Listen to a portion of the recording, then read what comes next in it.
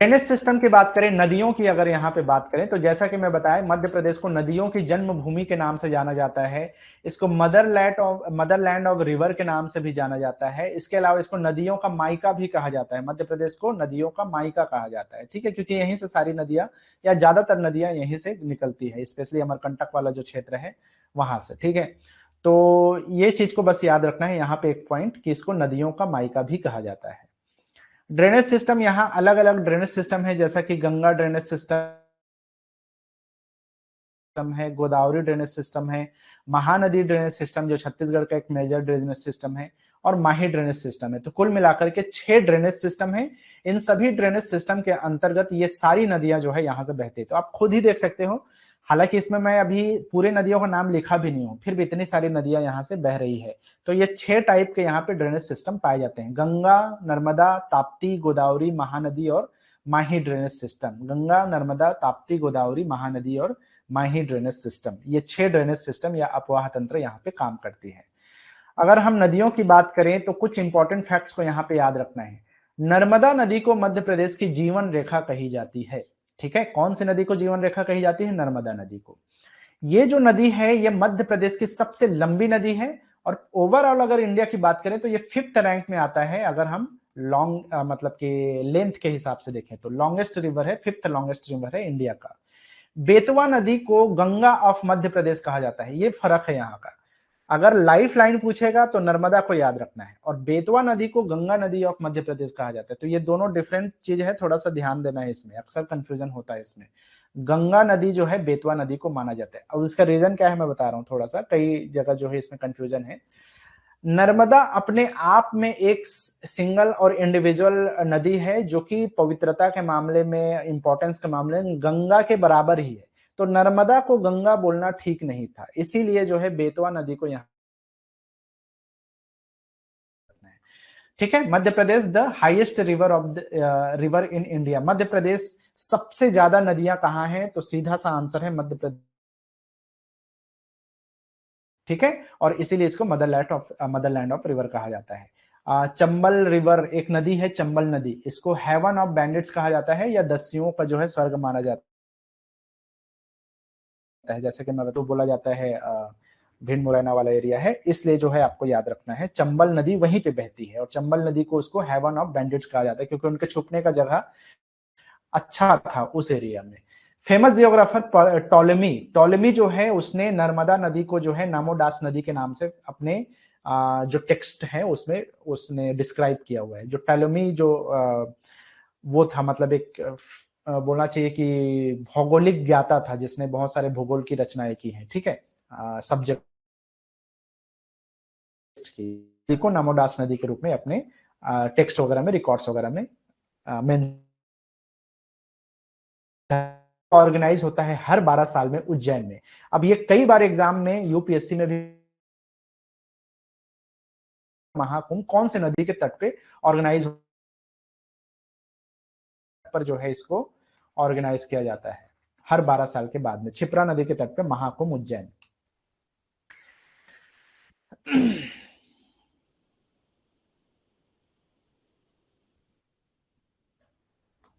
फिर से वाइस शिशु, ठीक है ठीक है, अभी आ रही है आवाज, फिर से रिपीट कर दे रहा हूं मैं।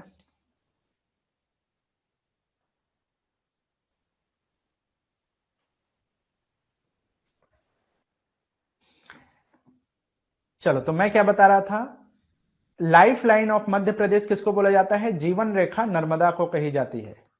मध्य प्रदेश की जीवन रेखा नर्मदा। और मध्य प्रदेश की गंगा कौन सी? तो मध्य प्रदेश की गंगा है बेतवा नदी, ठीक है। जीवन रेखा तो है नर्मदा नदी, और गंगा क्या है? बेतवा नदी को मध्य प्रदेश की गंगा मानी जाती है।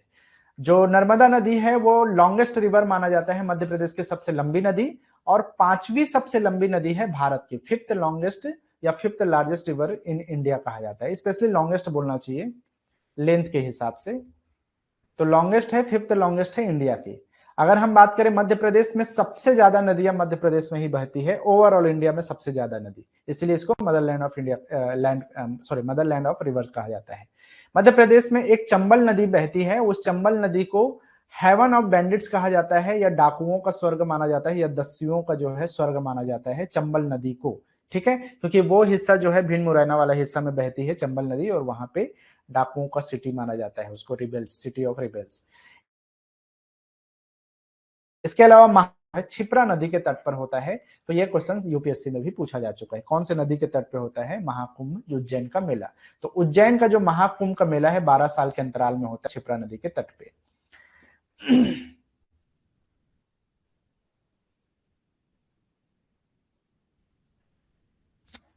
चलो नेक्स्ट है यहां पर, the confluence of Wardha and Wainganga, ये कहलाता है प्राणहिता। अब इसको मैं यहां पे इसलिए रखा हूं क्योंकि ये क्वेश्चन एमपीपीएससी में पूछा जा चुका है। प्राण वर्धा नदी और वेनगंगा नदी मिलती है, उस जगह का नाम है प्राणहिता, या उसको प्राणहिता संगम कहा जाता है। ठीक है, ये बेसिकली जो है गोदावरी अपवाह तंत्र के अंतर्गत आता है।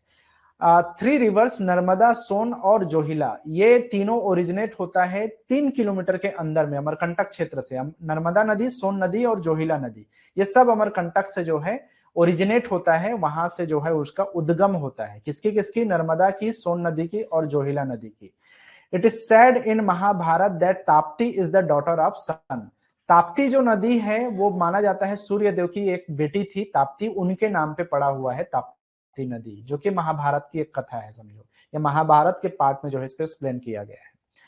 चलो, the state's first power project, Gandhi Sagar जो डैम है ये मध्य प्रदेश का जो है पहला पावर प्रोजेक्ट के नाम से जाना जाता है, गांधी सागर डैम। ठीक है, मंदसौर जिला में है, चंबल नदी में बना हुआ है गांधी सागर डैम। ठीक है, Shipra river is called Ganga of Malwa, तो जैसा कि मैं ऑलरेडी बता चुका हूं, इसको गंगा ऑफ मालवा भी कहा जाता है। अच्छा, एक चीज याद रखना है, बेतवा को गंगा ऑफ मध्य प्रदेश कहा जाता है और छिप्रा को गंगा ऑफ मालवा कहा जाता है, शायद मैंने इसको उस टाइम ही बताया।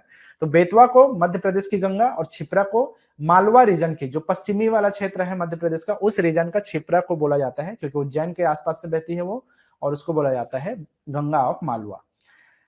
The confluence of Narmada Shipra is Ujjaini. अब देखो, गंगा नदी भी वहां से बहती है और छिप्रा नदी भी बहती है, दोनों जहां पे मिलती है उसको बोला जाता है उज्जैनी, जो कि इंदौर जिला में पड़ता है। कंफ्यूज मत होना, उज्जैनी जो है इंदौर में है, ना कि उज्जैन में। ठीक है, तो इंदौर जिले में पड़ता है नर्मदा और छिप्रा का संगम स्थल।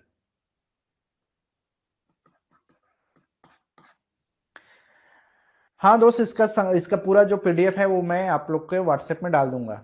गंगा नदी सबसे लंबी नदी है भारत की, उसके बाद में है आपकी गोदावरी नदी, जो कि सेकंड वो माना जाता है। और देखो, गंगा नदी को 25-25 किलोमीटर के नाम से जाना जाता है। 2525 किलोमीटर की इसकी लेंथ है, कई जगह 2510 भी लिखा रहता है, ज्यादातर सोर्सेस में जो है 25-25 किलोमीटर। गोदावरी जो है सेकंड है, कृष्णा जो है थर्ड नंबर की नदी है। अब ये इंडियन जीके में भी आपके काम आ सकता है। यमुना नदी है जो कि 1375 किलोमीटर है, और नर्मदा नदी जो कि मध्य प्रदेश में बहती है, ये पांचवा लंबी नदी है, जिसकी टोटल लंबाई है 1312 किलोमीटर। ठीक है, अगर हम बात करें मध्य प्रदेश की सबसे लंबी नदी, तो नर्मदा है जो कि सबसे लंबी नदी है 1312 किलोमीटर में। ठीक है, तो नर्मदा जो, थोड़ा याद रखना है कि नर्मदा जो है मध्य प्रदेश में सिर्फ 1077 किलोमीटर में बहती है, उसके बावजूद वो सबसे लंबी नदी है मध्य प्रदेश से होकर बहने वाली। तो मध्य प्रदेश की लंबी सबसे लंबी नदी बोले, या मध्य प्रदेश में बहने वाली सबसे लंबी नदी बोले, दोनों केस में नर्मदा टॉप पे है। उसके बाद में चंबल आता है, फिर सोन नदी, चाहो तो आप ऐसे याद सकते हो, नर चल सोन तट पर बैठ, नर चल सोन तट पर बैठ, नर मतलब आदमी, चल सोन के तट पर बैठ, ऐसे करके याद रख सकते हो। सीक्वेंस याद रखना है तो मध्य प्रदेश की सबसे लंबी नदियों का नर्मदा, चंबल, सोन, ताप्ती और बेतवा नदी।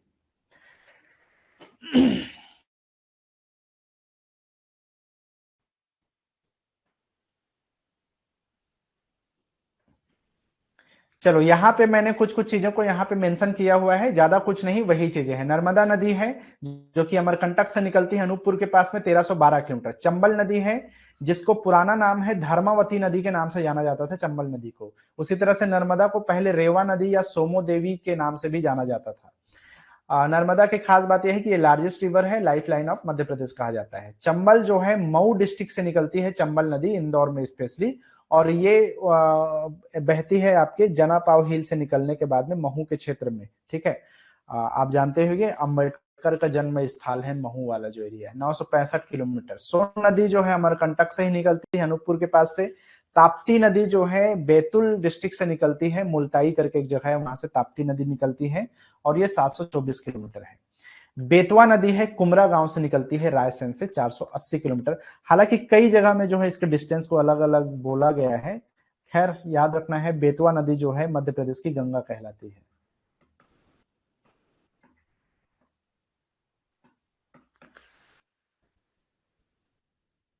नेक्स्ट है यहाँ पे केन नदी। तो केन नदी कटनी जबलपुर के क्षेत्र से निकलती है ये। और वेन गंगा नदी है जो कि सिवनी के क्षेत्र से निकलती है, परसवाड़ा प्लाटो से। छिप्रा नदी जो है काकरी बारदी करके जगह है, इंदौर से, वहां से निकलती है। कूनो रिवर जो है शिवपुरी के पठार से निकलती है।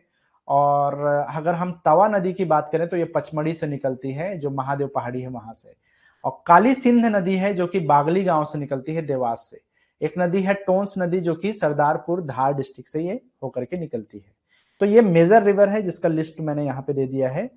और अगर हम बात करें आगे कुछ नदियों और उसके सिटीज की, तो नर्मदा नदी के तट पे है अमरकंटक, होशंगाबाद, जबलपुर, नरसिंहपुर, ओमकारेश्वर, मंडला, झबुआ, ये सब नर्मदा नदी के तट पे बसे हुए नगर हैं। अगर चंबल नदी के तट पे बोले तो जैसा कि मुरैना की मैं बात कर रहा था, मुरैना हो गया, महू हो गया, शिवपुर, रतलाम, ये सब चंबल नदी के तट पे बसे हुए हैं। सोन नदी के तट पे शहडोल, सतना, सीधी, सोन, शहडोल, सतना, सीधी, ये सब सोन नदी के तट पे बसे हुए हैं। बेतवा नदी के तट पे बसा हुआ है आपका जो सांची है, बुद्धिज्म प्लेस, विदिशा है ना, जो पूरे दुनिया का वो है सेंटर प्लेस माना जाता है वो, सॉरी, जो भारत का सेंटर पॉइंट है वो विदिशा। ओरछा है, गुना है, ये सब बेतवा नदी के तट पे है। और छिप्रा के तट पे तो उज्जैन है। और ये क्वेश्चन तो यूपीएससी में ऑलरेडी पूछा जा चुका है, उज्जैन किस नदी के तट पे बसा हुआ है, तो छिप्रा नदी के तट पे बसा हुआ है। ठीक है, बाकी और भी ये छोटी नदियों के बारे में भी उनके तट पे बसे हुए शहर है, उतना इंपॉर्टेंट नहीं है, आप चाहो तो इसको देख सकते हो। वाटरफॉल्स की बात करें तो मध्य प्रदेश में बहुत सारे वाटरफॉल्स हैं, जिसमें से एक तो सबसे फेमस है वो है धुआंधार जलप्रपात, है ना। ये लगभग 98 फीट से ये निकलती है, मतलब गिरती है 30 मीटर के उससे। और धुआंधार नाम से ही क्लियर है, धुआं का मतलब होता है, उसी के नाम से है, क्योंकि ये जब गिरता है नीचे तो पूरा स्मोक बन जाता है, उसी के लिए इसका नाम धुआंधार है। नर्मदा नदी पे है और जबलपुर में है ये। तो सीधा सीधा क्वेश्चन पूछ देता है कि धुआंधार जलप्रपात कौन से शहर में है, कौन से जगह में है, या कौन से नदी में है। नर्मदा नदी, जबलपुर। इसमें जो है यहाँ का जो फेमस जगह है, भेड़ा घाट के नाम से भी इसको जाना जाता है। भेड़ा घाट स्पेशली एक टूरिस्ट प्लेस है और वहां पे धुआंधार फेमस है, तो इसलिए दोनों को एक साथ याद रखना है, धुआंधार जलप्रपात और भेड़ा घाट। कपिल धारा जलप्रपात है जो कि अनूपपुर में है, नर्मदा नदी के तट पे। इसके अलावा दुग्ध धारा है जो कि नर्मदा नदी, ये भी अनूपपुर में है। तो कपिल धारा, दुग्ध धारा आसपास में ही है। और याद रखना है, नेक्स्ट है सहस्त्र धारा, ये भी नर्मदा नदी पे है और ये खरगोन जिला में है, महेश्वर में। ये सिर्फ 8 मीटर की हाइट से गिरती है ये। तो धुआंधार, कपिल धारा, दुग्ध धारा, सहस्त्र धारा, ये सब जो है नर्मदा नदी और सब जो है आसपास में ही है। जबलपुर से निकलती है, जबलपुर में है धुआंधार, अनूपपुर में है कपिल धारा, दुग्ध धारा। आगे हम वाटरफॉल्स की बात करें तो इसके अलावा जो है एक है, इसको बोला जाता है मंदार, नर्मदा नदी पे खंडवा में निकलती है। चचई जलप्रपात है, बीहड़ में नदी में है, एक छोटी सी नदी है बीहड़ नदी, रीवा में। पांडव जो जलप्रपात है वो केन नदी में है और ये पन्ना में है। और इसके अलावा राहतगढ़, अब राहतगढ़ को कई बार एग्जाम में पूछ दिया है कि बताइए राहतगढ़ को किस और नाम से जाना जाता है, तो इसको भालकुंड फाल के नाम से भी जाना जाता है, या उल्टा भी कर सकता है, भालकुंड को राहतगढ़ के नाम से ही जाना जाता है। तो बीना नदी है, छोटी सी नदी है, सागर में बहती है। तो ये कुछ उसके याद रखना है। बाकी और भी है, पताल पानी जलप्रपात जो कि इंदौर में है, 91 मीटर, लगभग 300 फीट से ये निकलती है, गिरती है 300 फीट से पताल पानी। इसके अलावा पियावन है जिसको घिनौची धाम के नाम से जाना जाता है। पियावन घिनौची धाम एक धार्मिक स्थल है, ये वहीं पे है पियावन फॉल।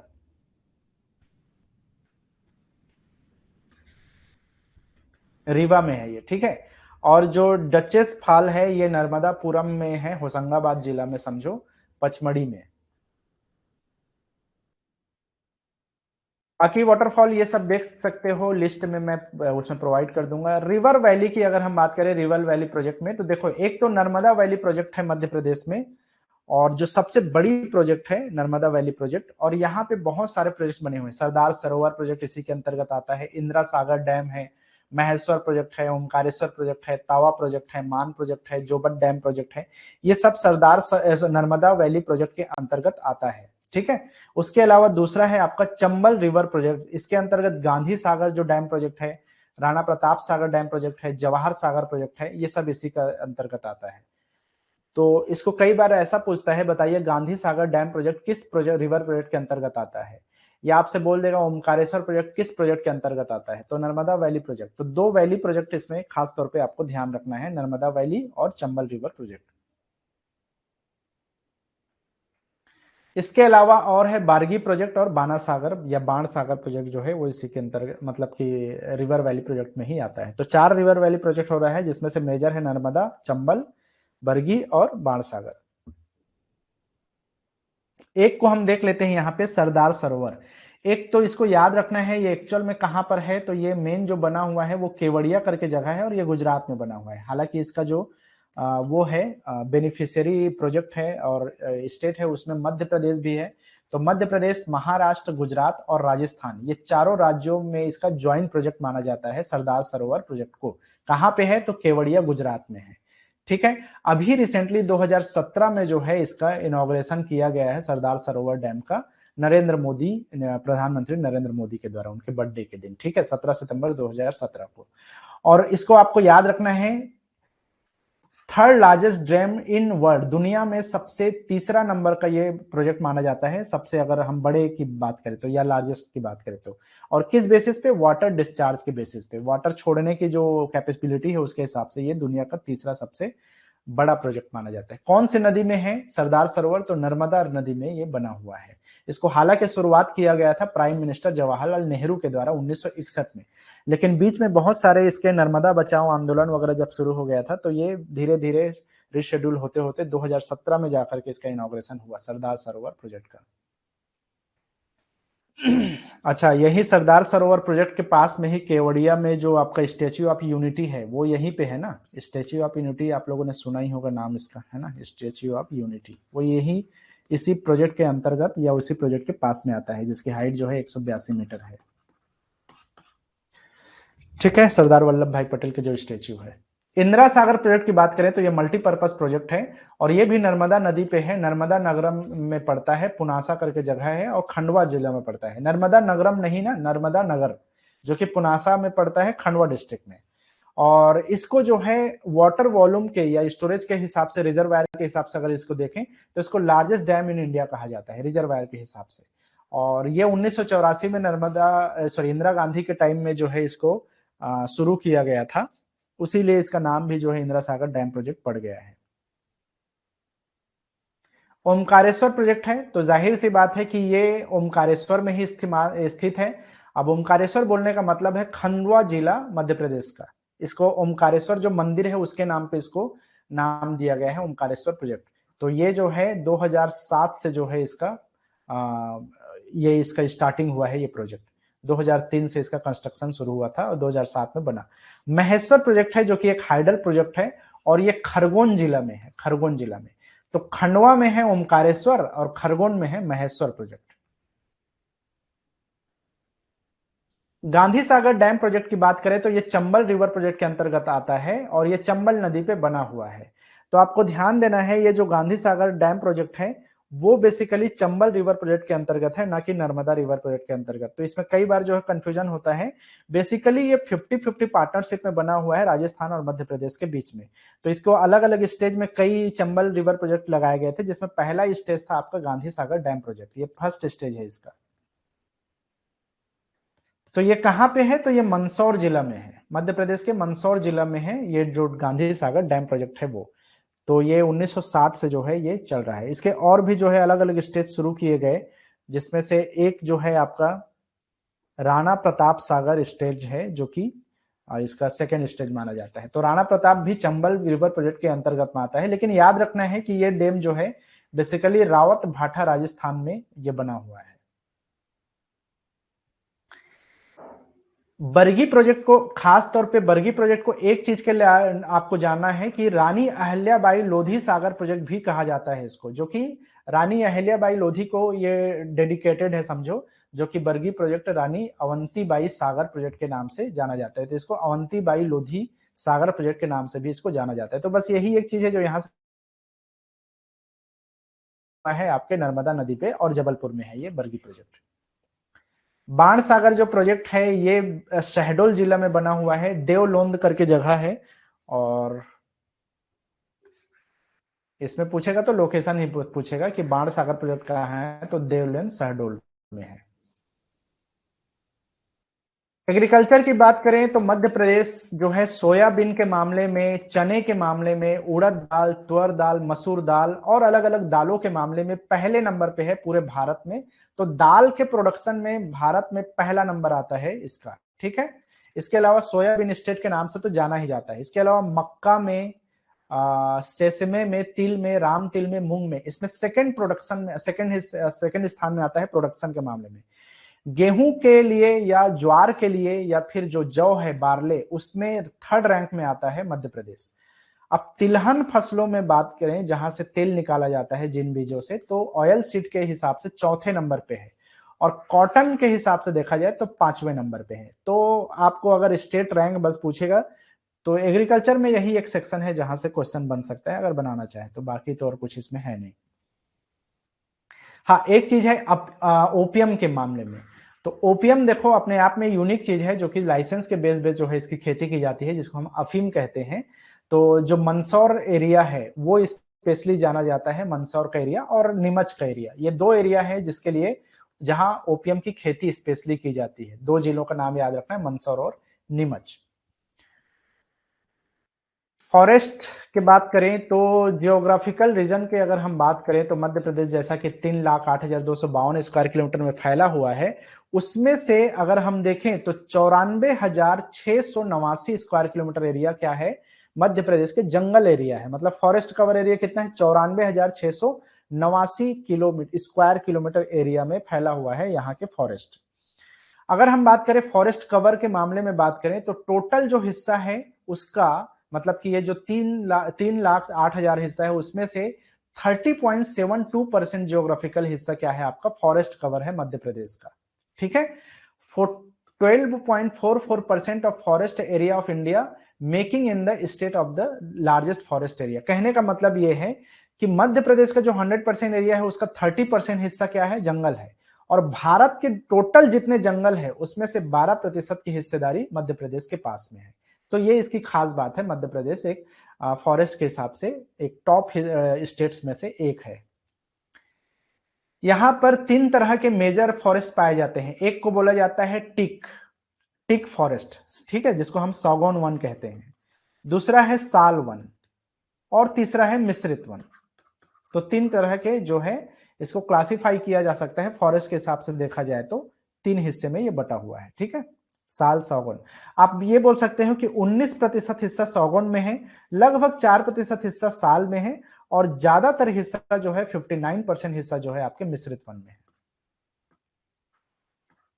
तो अगर आपसे पूछे और तीनों ऑप्शन में आ जाए तो आपको याद रखना है मिश्रित वन। जाहिर सी बात है मिश्रित वन में अलग अलग दुनिया भर के फसलें होते, दुनिया भर के वृक्ष होते हैं, इसलिए मिश्रित जो है सबसे ज्यादा है 59%। उसके बाद में 19% हिस्सा है जो कि सागौन वन है, और सिर्फ 4% हिस्सा है जो साल वनों के लिए जाना जाता है। इसके अलावा मध्य प्रदेश को अगर हम एडमिनिस्ट्रेटिव कंट्रोल के तौर पे अगर इसको अलग अलग हिस्से में बांटे तो यहां पर है आरक्षित वन, जिसको हम रिजर्व फॉरेस्ट कहते हैं, ठीक है। तो ये है आरक्षित वन, जहां पे लगभग 65% आरक्षित है। इसके बाद में संरक्षित बोला जाता है प्रोटेक्टेड फॉरेस्ट को, तो संरक्षित है लगभग 32%, उसका आधा मान सकते हो आप। और अनक्लासिफाइड जिसको ना तो संरक्षित है ना ही आरक्षित है, तो इसको अवर्गीकृत बोलते हैं हम। तो अवर्गीकृत में जो है लगभग 1.8% हिस्सा ही है जो कि अवर्गीकृत माना जाता है, जिसको ना रिजर्व है ना प्रोटेक्टेड एरिया है।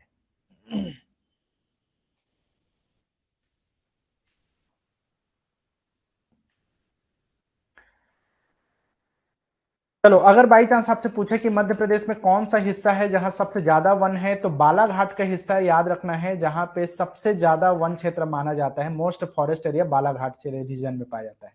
सबसे कम पूछेगा तो याद रखना है उज्जैन का हिस्सा है जहां जंगली क्षेत्र सबसे कम है मध्य प्रदेश में। सबसे ज्यादा कहां? बालाघाट। सबसे कम कहां? उज्जैन में। अगर हम मध्य प्रदेश के नेशनल पार्क्स वगैरह की बात करें तो देखो, मध्य प्रदेश में टोटल 11 नेशनल पार्क है, 11 राष्ट्रीय उद्यान है और 23 अभयारण्य है। ठीक है। बायोस्फीयर रिजर्व यहाँ 3 है और 6 यहाँ पर टाइगर रिजर्व्स हैं।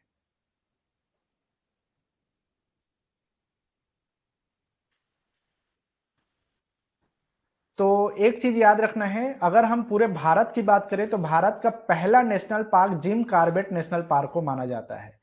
जिम कॉर्बेट नेशनल पार्क कहाँ है? उत्तराखंड में है, जो कि 2021 में इसका नाम चेंज करके रामगंगा नेशनल पार्क कर दिया गया है। ये करंट न्यूज है समझो, हालांकि 2021 में हुआ है लेकिन अभी भी पूछता है इसको। जिम कॉर्बेट का अब नया नाम क्या है? रामगंगा नेशनल पार्क है, जो कि उत्तराखंड नैनीताल में है। लेटेस्ट अगर आपसे पूछे नेशनल पार्क को तो कौन सा है, तो ये 2021 में बनाया गया नया नेशनल पार्क है। इसको बोला जाता है Dihing Patkai national park. Dihing Patkai national park, जो कि असम का 7वां नेशनल पार्क है 2021 में। तो ये भारत का लेटेस्ट राष्ट्रीय उद्यान है दिहिंग पटकाई। इसके अलावा अगर हम बात करें कि इंडियन जीके में और क्या चीज है, तो देखो, सबसे ज्यादा नेशनल पार्क कहाँ है पूछेगा तो आपको अपना मध्य प्रदेश ही याद रखना है, जहां सबसे ज्यादा 11 नेशनल पार्क है। ठीक है। लार्जेस्ट और स्मॉलेस्ट नेशनल पार्क भी कई बार पूछ देता है, तो लार्जेस्ट में याद रखना है हेमिस नेशनल पार्क सबसे बड़ा है भारत में, जो कि लद्दाख में है। जो यूनियन टेरिटरी है हमारा लेह लद्दाख, वहां पे है हेमिस नेशनल पार्क। और सबसे छोटा जो है एक अंडमान निकोबार आइलैंड में है, साउथ बटन नेशनल पार्क बोला जाता है, जिसका एरिया सिर्फ 300 स्क्वायर किलोमीटर के आसपास में, 0.03 स्क्वायर किलोमीटर, सॉरी। ठीक है। और मध्य प्रदेश जो है 11 नेशनल पार्क के साथ में highest national number of national park Madhya Pradesh में है। कुछ नेशनल पार्क यहाँ पे अमूमन इंडियन जीके वाले पोर्शन में पूछता है, जैसे असम का काजीरंगा को पूछ देता है, तो याद रखना है काजीरंगा नेशनल पार्क कहाँ है, तो असम में है। गिर नेशनल पार्क कहाँ है, तो गुजरात में है। दाची ग्राम नेशनल पार्क कहाँ है, तो ये जम्मू कश्मीर में है, दाची ग्राम श्रीनगर में। ठीक है। और बांदीपुर नेशनल पार्क कहाँ है, तो बांदीपुर है कर्नाटका में। रणथंबोर नेशनल पार्क कहाँ है, तो ये राजस्थान में है। दुधवा नेशनल पार्क कहाँ है, तो ये उत्तर प्रदेश में है, दुधवा नेशनल पार्क। और सुंदरबन नेशनल पार्क कहाँ है, तो ये वेस्ट बंगाल में है। ठीक है। तो ये तो दूसरे राज्यों के बारे में इतना पूछ सकता है, सीधा सीधा पूछ सकता है आपसे। नेशनल पार्क और बायोस्फीयर को रिपीट करना है।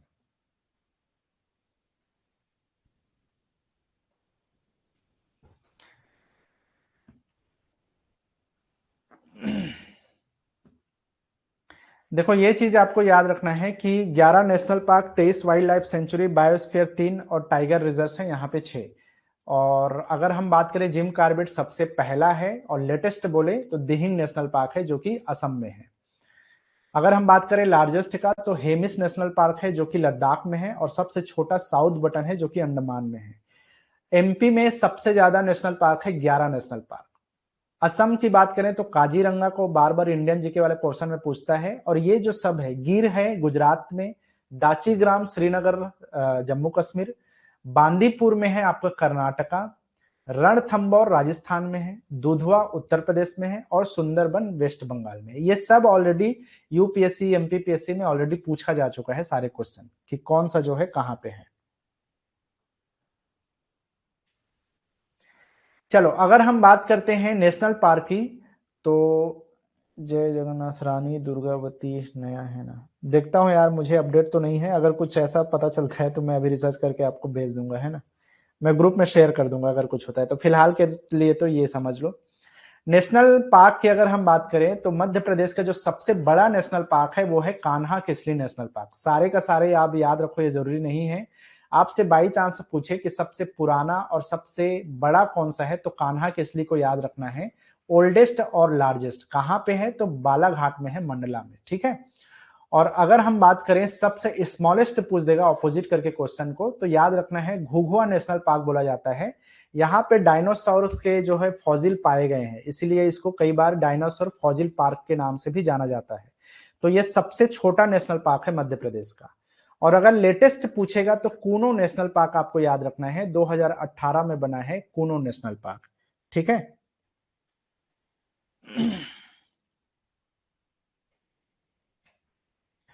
कूनो नेशनल पार्क के बारे में कुछ चीजें आपको याद रखना है क्योंकि ये न्यूज में रहा है रिसेंटली। तो कूनो नदी यहां से बहती है और उसी के नाम पे कूनो नेशनल पार्क बना हुआ है। कब से बना है? 2018 से। ठीक है। अब जो है एक चीज याद रखना है, ये चीता री इंट्रोडक्शन के लिए जो है इसको इंडिया में जाना जाता है कूनो नेशनल पार्क को, क्योंकि चीता को इसको री इंट्रोड्यूस किया गया है इंडिया में। और पहली बार जो है 8 जो है चीता को रिलीज किया गया सितंबर 2022 में। अब इससे रिलेटेड कुछ फैक्ट्स है जो आपको याद रखना है। 18 फरवरी 2023 को शिवराज सिंह ने यहाँ और 12 चीता यहाँ पे छोड़ा गया कूनो नेशनल पार्क में। ठीक है। कूनो नेशनल पार्क है कहाँ पे? तो ये श्योपुर डिस्ट्रिक्ट है, वहां पे कूनो नेशनल पार्क बना हुआ है जहां से कूनो नदी बहती है। तो सबसे पहले तो यहाँ पर जो 27 अप्रैल 2023 को जो है अच्छा एक चीज याद रखना है कि सबसे पहले 2022 में 17 सितंबर 2022 प्रधानमंत्री का जो जन्मदिन है, उस दिन जो है प्रधानमंत्री ने यहाँ 8 चीते छोड़े थे। 2022 की बात है ना, पहली बार। और वहां से री इंट्रोड्यूस हुए थे चीता भारत में। कहां से लाया गया था? नामीबिया से लाया गया था इसको। उसके बाद में अभी 18 फरवरी 2023 को, रिसेंटली कहने का मतलब लास्ट ईयर समझो, 12 और नए चीते लाए गए और उसको छोड़ा गया था इसी कूनो नेशनल पार्क में, चीफ मिनिस्टर जो शिवराज सिंह चौहान तत्कालीन सीएम थे बीजेपी के, उनके द्वारा, है ना। लेकिन बाद में जो है 2 जो चीते हैं वो शुरू में मारे गए थे, मतलब कि उनको किडनी इन्फेक्शन हो गया था जिसकी वजह से वो हो गए थे। तो 20 चीता बचा हुआ था। देन उसके बाद में 2 और चीते का डेथ हो गया, एक शासा नाम की चीता और एक उदय नाम के चीता को। ठीक है। तो अभी के डेट में वर्तमान में 18 चीते हैं मध्य प्रदेश में, और बल्कि भारत में बोलना चाहिए, क्योंकि जो टोटल जो चीते थे उसमें से एक चीते जो है उनका देहांत हो गया, डेथ हो गया समझो। ठीक है। तो पहले 20 थे, जो 8 पहले लाए गए थे और 12 चीता जो है लाया गया था शिवराज सिंह चौहान के द्वारा छोड़ा गया। तो कुल मिला के 20 थे, लेकिन 2 का उसमें देहांत हो गया, शासा और उदय का। अगर हम वाइल्ड लाइफ सेंचुरीज की बात करें तो यहां पर एक तो आपको याद रखना है, पेंच जो टाइगर रिजर्व है आज के डेट में, वो सबसे पुराना वाइल्ड लाइफ सेंचुरी था। लेकिन आज के डेट में ये वाइल्ड लाइफ सेंचुरी की कैटेगरी में नहीं आता, पेंच टाइगर रिजर्व। ये सबसे पुराना माना जाता था। ठीक है। लेकिन अगर अभी के डेट में पूछे तो जो पन्ना वाइल्ड लाइफ सेंचुरी है, वो अभ्यारण्य पन्ना, या जिसको हम गंगाऊ गंगाऊ करके बोला जाता है, गंगाऊ या जो भी है, तो पन्ना वाइल्ड लाइफ सेंचुरी सबसे पुराना माना जाता है, 1975 में बना। ये वाइल्ड लाइफ सेंचुरी की बात हो रही है ना, टाइगर रिजर्व की बात नहीं हो रही है। और इसके बाद में जो लेटेस्ट बना है वो है नोरादेही वाइल्ड लाइफ सेंचुरी, जो कि लार्जेस्ट जो पूछेगा तो नोरादेही वाइल्ड लाइफ सेंचुरी है, 1197 स्क्वायर किलोमीटर में फैला हुआ है। अगर हम लेटेस्ट की बात करें तो ये वीरांगना Durga Devi Durgavati wild life sanctuary है। शायद इसी को पूछ रहे थे क्या यार? हाँ यार, वो वाइल्ड लाइफ सेंचुरी है ना, नेशनल पार्क नहीं बना है, वाइल्ड लाइफ सेंचुरी है, दुर्गावती वाइल्ड लाइफ सेंचुरी। तो ये 23वां नंबर का है जो कि वाइल्ड लाइफ सेंचुरी में है। अब रानी दुर्गावती को टाइगर रिजर्व बनाए, सॉरी क्या बोलते हैं यार उसको, नेशनल पार्क बनाए जाने की बात हो रही थी, लेकिन अभी तक मेरे पास अपडेट नहीं है। मैं थोड़ा सा देखता हूं, अगर ऐसा कुछ होता है तो मैं बता दूंगा। फिलहाल तो ऐसा कुछ नहीं है, ये लेटेस्ट माना जाता है वाइल्ड लाइफ सेंचुरी की कैटेगरी में। ठीक है। इसके अलावा जो राम मंडल वाइल्ड लाइफ सॉरी राला मंडल जो वाइल्ड लाइफ सेंचुरी है, ये स्मॉलेस्ट माना जाता है, जो सिर्फ 2.3 स्क्वायर किलोमीटर एरिया में फैला हुआ है। तो वाइल्ड लाइफ सेंचुरी में याद रखने वाला चीज क्या है? एक तो है पेंच टाइगर रिजर्व, जो सबसे पुराना वाइल्ड लाइफ सेंचुरी माना जाता है, लेकिन वर्तमान में ये अस्तित्व में नहीं है वाइल्ड लाइफ सेंचुरी के नाम से, वो टाइगर रिजर्व के नाम से है अभी। ठीक है। सिर्फ टाइगर रिजर्व। उसी तरह से अगर ओल्डेस्ट अभी के डेट में बोले तो पन्ना को याद रखना है आपको, ये सबसे ओल्डेस्ट वाइल्ड लाइफ सेंचुरी है। और सबसे बड़ा पूछेगा तो नोरादेही। अगर सबसे लेटेस्ट पूछेगा तो वीरांगना दुर्गावती। और अगर सबसे छोटा पूछेगा तो आपको राला मंडल वाइल्ड लाइफ सेंचुरी। चाहो तो आप इसको एक पेज में अलग से नोट कर लेना इसको। ठीक है। बायोस्फीयर रिजर्व 3 है, जिसमें से सबसे पुराना बायोस्फीयर रिजर्व है वो है पचमढ़ी। ठीक है। और जो सबसे बड़ा भी है। इसके अलावा सेकेंड है अमरकंटक, अचानक मार अमरकंटक, जो छत्तीसगढ़ के हिस्से में भी आता है, 2005 में बना है। और तीसरा जो है लेटेस्ट है वो है पन्ना, जो कि 2011 में बना है। बायोस्फीयर रिजर्व 3 हो गए, पचमढ़ी, अचानकपुर, अमरकंटक और पन्ना।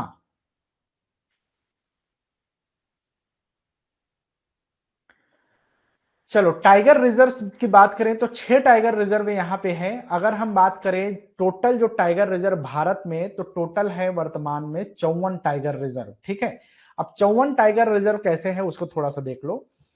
मध्य प्रदेश में जो है 6 टाइगर रिजर्व है, जो कि मैक्सिमम माना जाता है। नेशनल पार्क भी 11 है और सबसे ज्यादा है भारत में। मध्य प्रदेश में टाइगर रिजर्व भी सबसे ज्यादा है 6। हालांकि महाराष्ट्र में भी 6 है, लेकिन टाइगर रिजर्व में दोनों को याद रखना है मध्य प्रदेश को, क्योंकि स्टेट में जनरली मध्य प्रदेश ही पूछेगा, तो आपको याद रखना है 6 टाइगर रिजर्व। अगर हम पहला टाइगर रिजर्व की बात करें तो मध्य प्रदेश का पहला जो नेशनल पार्क जिसको टाइगर रिजर्व बनाया गया वो था कान्हा किसली, जो कि सबसे पहला टाइगर रिजर्व बनाया गया 1973 में। अगर हम 53rd की बात करें तो देखो, पहला जो टाइगर रिजर्व अलग अलग क्षेत्र से बना था ना, उसमें कान्हा किसली भी था, इसलिए मैं सिर्फ कान्हा किसली को बता रहा हूं, क्योंकि 1973 में ढेर सारे 9 थे, मेरे ख्याल से 9 ऐसे टाइगर रिजर्व बनाए गए थे जो अलग अलग राज्यों में फैला हुआ है। जिसमें से एक तो आपका जिम कार्बेट जो था, जो पहला नेशनल पार्क है, वो भी था। लेकिन मध्य प्रदेश का जो कान्हा किसली है वो भी इसमें शामिल था, इसलिए सिर्फ मध्य प्रदेश की बात करें तो कान्हा किसली। ठीक है, 53rd 2022 में बना, और ये रानीपुर टाइगर रिजर्व है जो कि यूपी का है। ठीक है, Ranipur tiger reserve 53rd number का। जो लेटेस्ट टाइगर रिजर्व है भारत का वो है 54वां नंबर का 2023 में, और ये है धौलपुर कारावली। ठीक है, धौलपुर कारावली करके है, तो धौलपुर टाइगर रिजर्व याद रखना है, राजस्थान में है ये, और ये राजस्थान का 5वां नंबर का टाइगर रिजर्व है। तो लेटेस्ट कौन सा है, यही है।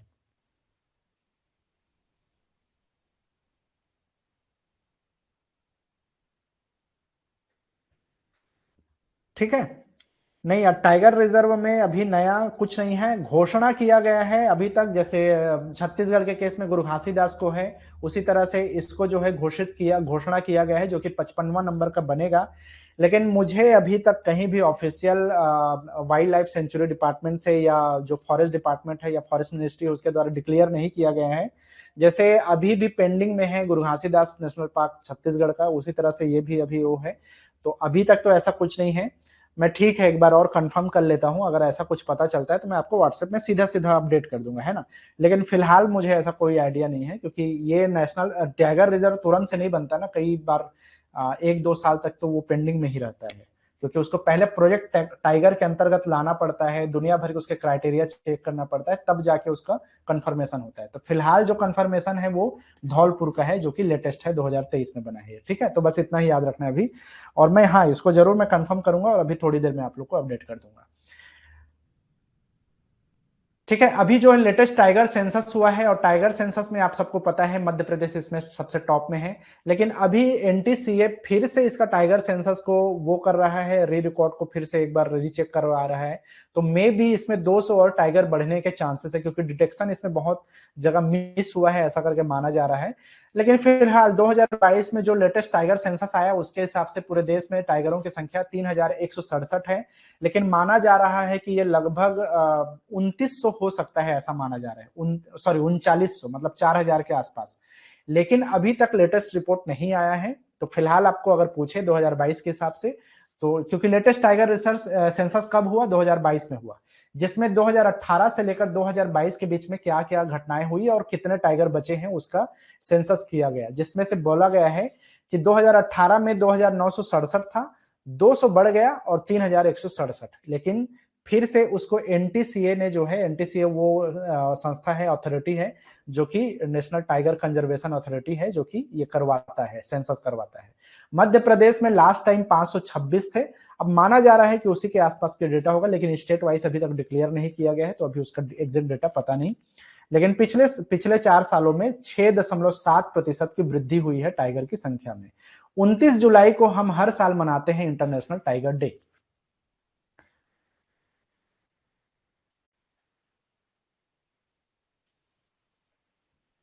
सीजी वाइल्ड लाइफ सेंचुरी कितने हैं, वो 11 है यार। वाइल्ड लाइफ सेंचुरी सीजी में 11 है।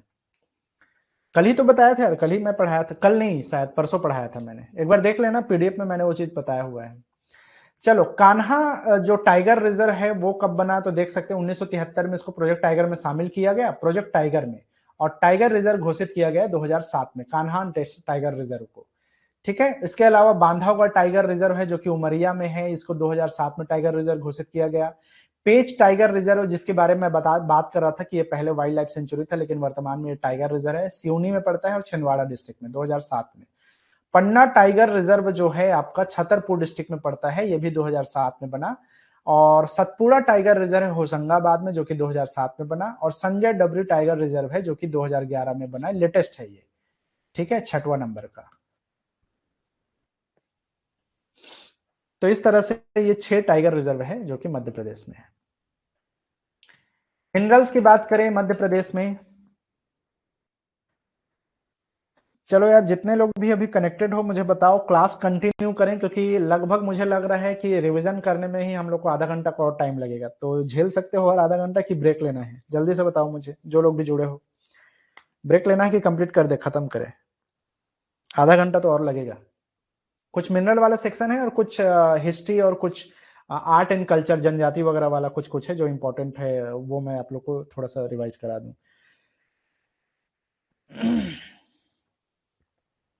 कंटिन्यू करें? चलो ठीक है, कंटिन्यू करते हैं। तो मिनरल इन मध्य प्रदेश 2021-22 के हिसाब से कुछ मैं डेटा यहां पे दे रहा हूं, जो कि लास्ट फिस्कल ईयर में है, और कुछ चीजें जो लेटेस्ट फिस्कल ईयर है उसके हिसाब से क्या क्वेश्चन बन सकता है उसको मैं बता रहा हूं। देखो, एक तो मध्य प्रदेश मिनरल रिच के मामले में, रिचनेस के मामले में 8वें नंबर का जो है मेजर स्टेट माना जाता है पूरे दुनिया, पूरे भारत में, ठीक है। कौन से नंबर पे आता है ये? 8 जो मेजर मिनरल रिच स्टेट्स है उसमें से 8वें नंबर पे आता है, मतलब कि बहुत सारे हैं जिसमें से 8वें नंबर पे आता है। यहां पर आज के डेट में 20 टाइप के जो है अलग अलग मिनरल्स का जो है यहाँ पे प्रोडक्शन हो रहा है। कितने टाइप का? 20 टाइप का।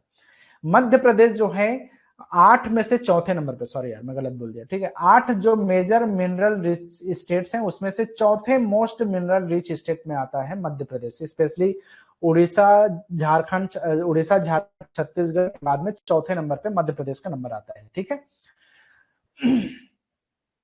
यहां पर जो मेन जो जियोलॉजिकल स्ट्रक्चर है उसके हिसाब से जो मिनरल फाउंड होते हैं या पाए जाते हैं वो क्या है?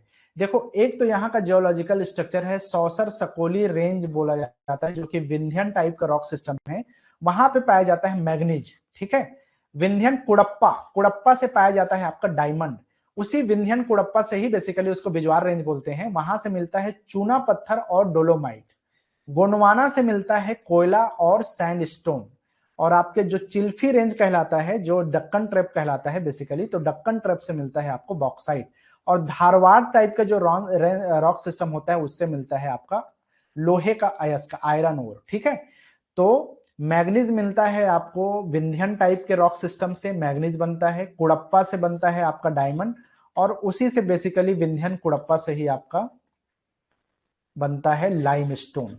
और गोंडवाना से बनता है आपका कोल, मतलब कि जहां जहां गोंडवाना रॉक सिस्टम होगा वहां कोयला, सैंडस्टोन ये ज्यादा बनेगा, ठीक है, या मिनरल्स पाए जाएंगे। और डेक्कन ट्रैप वाले सेक्शन में मिलता है बॉक्साइट, और धारवाड़ वाले रीजन में मिलता है आपका आयरन, ठीक है।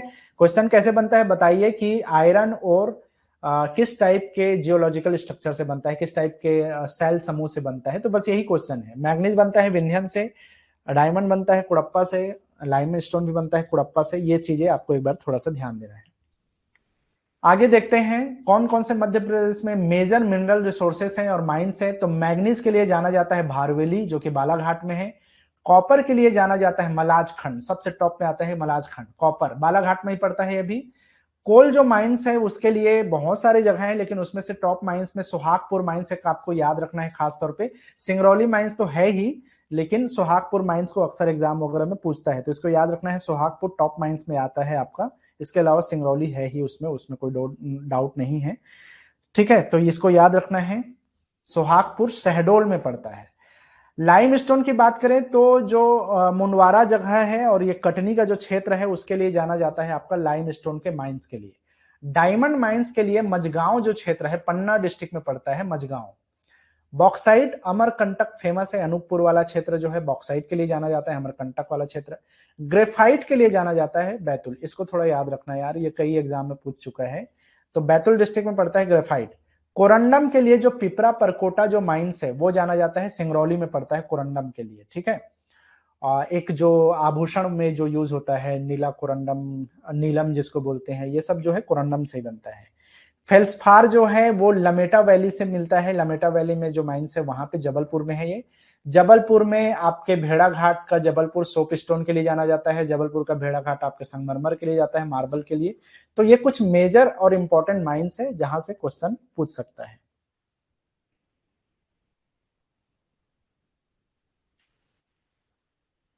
चलो रैंक देख लेते हैं थोड़ा सा। तो यहां पर देखोगे आपको तो पहला रैंक है मध्य प्रदेश का डायमंड के मामले में, मैग्नीज के मामले में और कॉपर के मामले में। ये तीनों मिनरल में प्रोडक्शन के मामले में टॉप पे है मध्य प्रदेश। लाइमस्टोन के मामले में, रॉक जो फॉस्फेट है उसके मामले में और फायर क्ले, इसमें सब में जो है मध्य प्रदेश टॉप, सेकंड टॉप में है, सेकंड रैंक में है मध्य प्रदेश। कोयला के मामले में चौथे नंबर पे आता है और आयरन के मामले में ये 5वें नंबर पे आता है, ठीक है। और बॉक्साइट के मामले में 6वें नंबर पे आता है।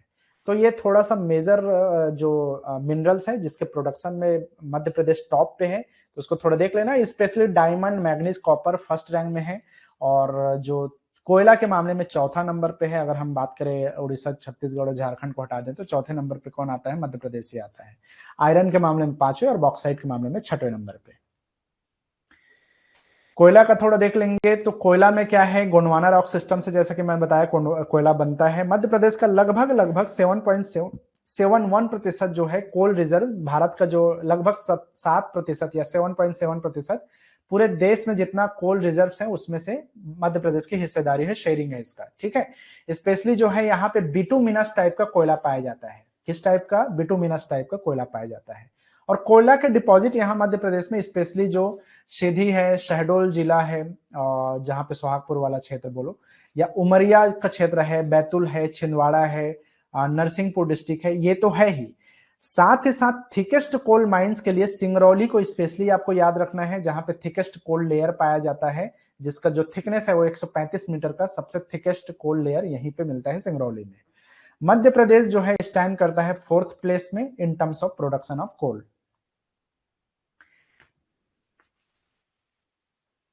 ठीक है, ये पूरा हिस्सा जो मैं मैप में दर्शा दिया हूं, ये सारे हिस्से जो है आपके कोयला वाला क्षेत्र कहलाता है आपका मध्य प्रदेश में, जो कि आप देख सकते हो छत्तीसगढ़ से लगा हुआ जो बॉर्डर एरिया है वही एरिया है। चलो यहाँ पर कोल माइंस के लिए जो रिसोर्सेस है और उसको माइनिंग के लिए स्पेशली 3 यहाँ पे कोल फील्ड लिमिटेड का वो है। जैसे कि मेजरली अगर देखें हम तो नॉर्दर्न कोल फील्ड लिमिटेड है, ठीक है, जो कि मध्य प्रदेश और उत्तर प्रदेश के क्षेत्र में जो है इसका खनन का काम करता है। इसके अलावा एसीसीएल है जो कि मध्य प्रदेश और छत्तीसगढ़ के क्षेत्र में कोल खनन करने का काम करता है। और जो WCL है जिसको हम वेस्टर्न कोल फील्ड लिमिटेड कहते हैं, ये महाराष्ट्र के क्षेत्र में और मध्य प्रदेश के क्षेत्र में जो है इसका खनन का काम करता है, ठीक है।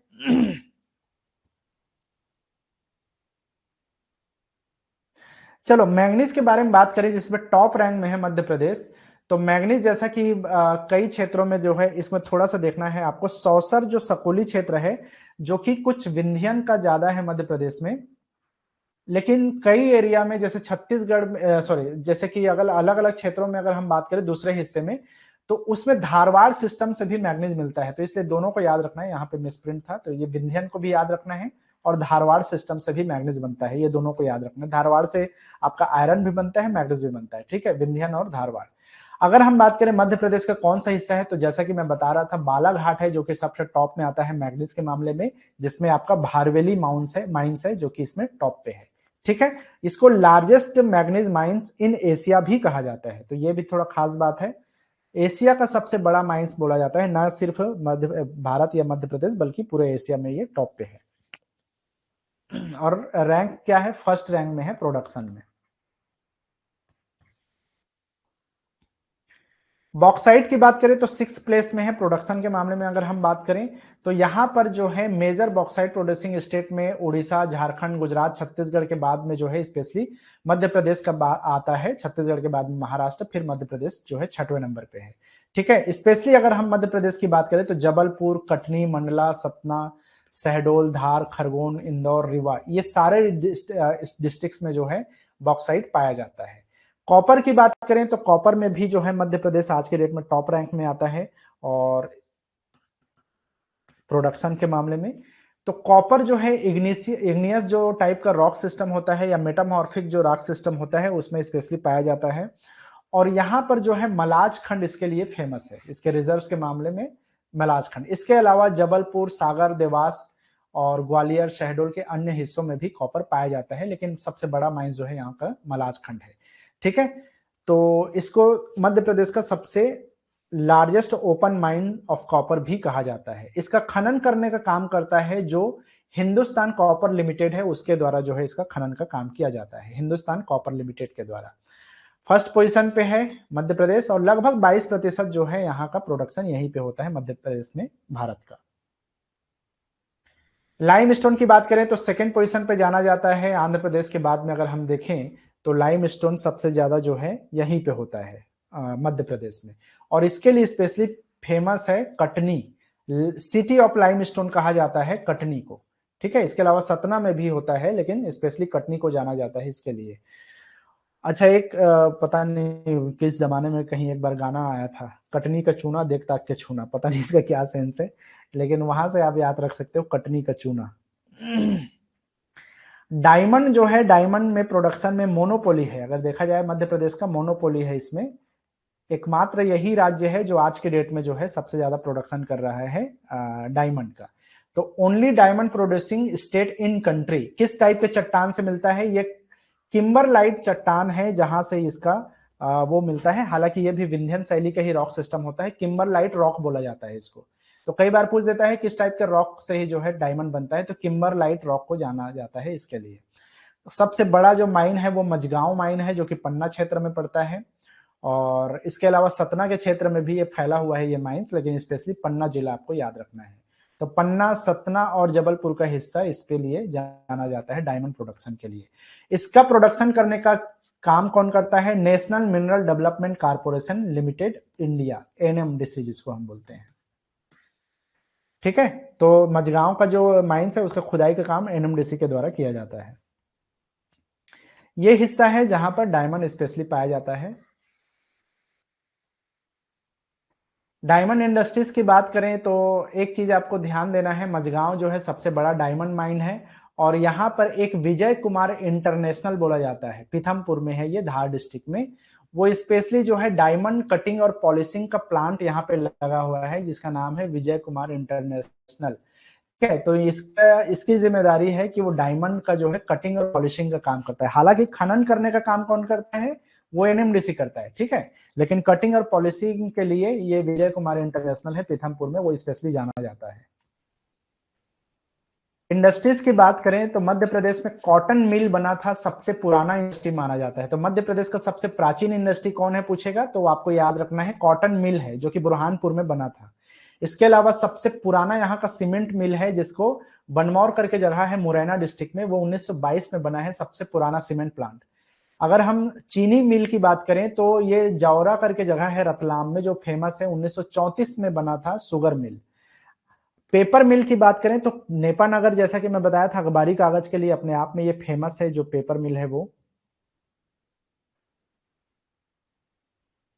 ठीक है, तो ये 1948 में आजादी के ठीक एक साल बाद बना था नेपानगर, बुरहानपुर जिले में पड़ता है नेपानगर। एक है आपका हैवी इलेक्ट्रिक अप्लायंस इंडस्ट्री, जिसको 1956 में स्टैब्लिश किया गया था, भोपाल में इसका यूनिट लगाया गया था ब्रिटेन के हेल्प से। भेल का नाम आप सब लोग सुने ही होंगे, भारत हैवी इलेक्ट्रॉनिक्स लिमिटेड, 1964 में लगाया गया था भोपाल में ही, और ये जो है महारत्न का स्टेटस इसको मिला है 2013 से। ठीक है, तो ये स्पेशली ट्रांसफार्मर वगैरह बनाने का काम करता है, कैपेसिटर वगैरह। ठीक है, चलो बात करते हैं हम कोल माइनिंग इंडस्ट्रीज की। तो इसमें एनसीएल का एक नाम आपको याद रखना है। अब एनसीएल यहाँ का मिनी रत्न कंपनी है, कैटेगरी 1 में आता है, और ये 2007 से मिनी रत्न है। तो एनसीएल जो है स्पेशली कोल माइनिंग के लिए स्पेशली जाना जाता है। ठीक है, तो यहाँ इसका जो वो है वो सिंगरौली में है, एनसीएल का जो हेड ऑफिस है या हेडक्वार्टर जिसको बोलना चाहिए। तो कोल फील्ड एरिया में स्पेशली ये सिंगरौली के एरिया में ये आसपास में खनन करता है। तो हेडक्वार्टर कहाँ है? सिंगरौली में। बाई चांस आपसे पूछ दे कि बताइए एनसीएल के हेडक्वार्टर कहाँ है, तो सिंगरौली मध्य प्रदेश में है। ठीक है, और इसके अलावा अगर हम बात करें तो इसके सीएमडी के बारे में पूछ सकता है कि कौन है जो आज के डेट में नॉर्दर्न कोलफील्ड लिमिटेड का जो है सीएमडी। तो भोला सिंह उनका नाम है, चेयरमैन कम मैनेजिंग डायरेक्टर, जिसको हम सीएमडी बोलते हैं। अच्छा, एक न्यूज अभी आप देखना यार, अभी करंट अफेयर्स का है, 31 जनवरी 2024 से नया जो सीएमडी बनने वाले हैं जिसका डिक्लेरेशन किया गया है बी साई राम के बारे में, बी साई राम। ठीक है, तो इनको सेलेक्ट किया गया है सीएमडी के तौर पे, नया या नेक्स्ट सीएमडी। तो हो सकता है भोला सिंह को ना पूछे, बल्कि ये थोड़ा सा देख लेना कि क्योंकि आने वाले टाइम में 31 जनवरी 2024 से B Sai Ram next CMD of NCL बन सकते हैं, तो इसलिए थोड़ा सा इसको अपडेट कर लेना। नेक्स्ट हम बात करें कोल प्रोड्यूसिंग का, हालांकि मैं पहले ही ऑलरेडी और आपको देवेंद्र सर भी इस चीज को बताए होंगे कि कौन इस बार टॉप में रहा। तो आप सबको पता है इस बार डब्ल्यूसीएल टॉप पे रहा कोल प्रोडक्शन के मामले में। ठीक है, एससीसीएल सेकंड में और एनसीएल थर्ड नंबर पे था। नेक्स्ट वेस्टर्न कोलफील्ड लिमिटेड की बात करें तो वेस्टर्न कोलफील्ड लिमिटेड बेसिकली जो है डब्ल्यूसीएल और इस बार टॉप पे रहा, और ये महाराष्ट्र के क्षेत्र में और मध्य प्रदेश के क्षेत्र में जो है इसका खुनाई मतलब माइनिंग का काम करता है और मिनिस्ट्री ऑफ कोल के अंतर्गत काम करता है। ये भी मिनी रत्न स्टेटस में है 2007 में। और यहाँ पे अगर हम बात करें मध्य प्रदेश में तो बैतूल और छिंदवाड़ा डिस्ट्रिक्ट के जो माइंस है उसकी खुदाई का काम डब्ल्यूसीएल करता है, बैतूल और छिंदवाड़ा वाला हिस्सा जो महाराष्ट्र के साथ में जो बॉर्डर वाला हिस्सा है ना उस क्षेत्र का। बाकी तो ये महाराष्ट्र का जो यवतमाल वाला सेक्टर है, चंद्रपुर वाला है, नागपुर है, वहां से ये खुदाई का काम करता है माइनिंग का। मिस्टर मनोज कुमार ये जो है चेयरमैन कम मैनेजिंग डायरेक्टर है डब्ल्यूसीएल का वर्तमान में, और शायद इनका भी जो है अभी 31 जनवरी को वो होने वाला है। तो नेक्स्ट जो सीएमडी बनने वाले हैं डब्ल्यूसीएल के, उनका नाम है जयप्रकाश द्विवेदी।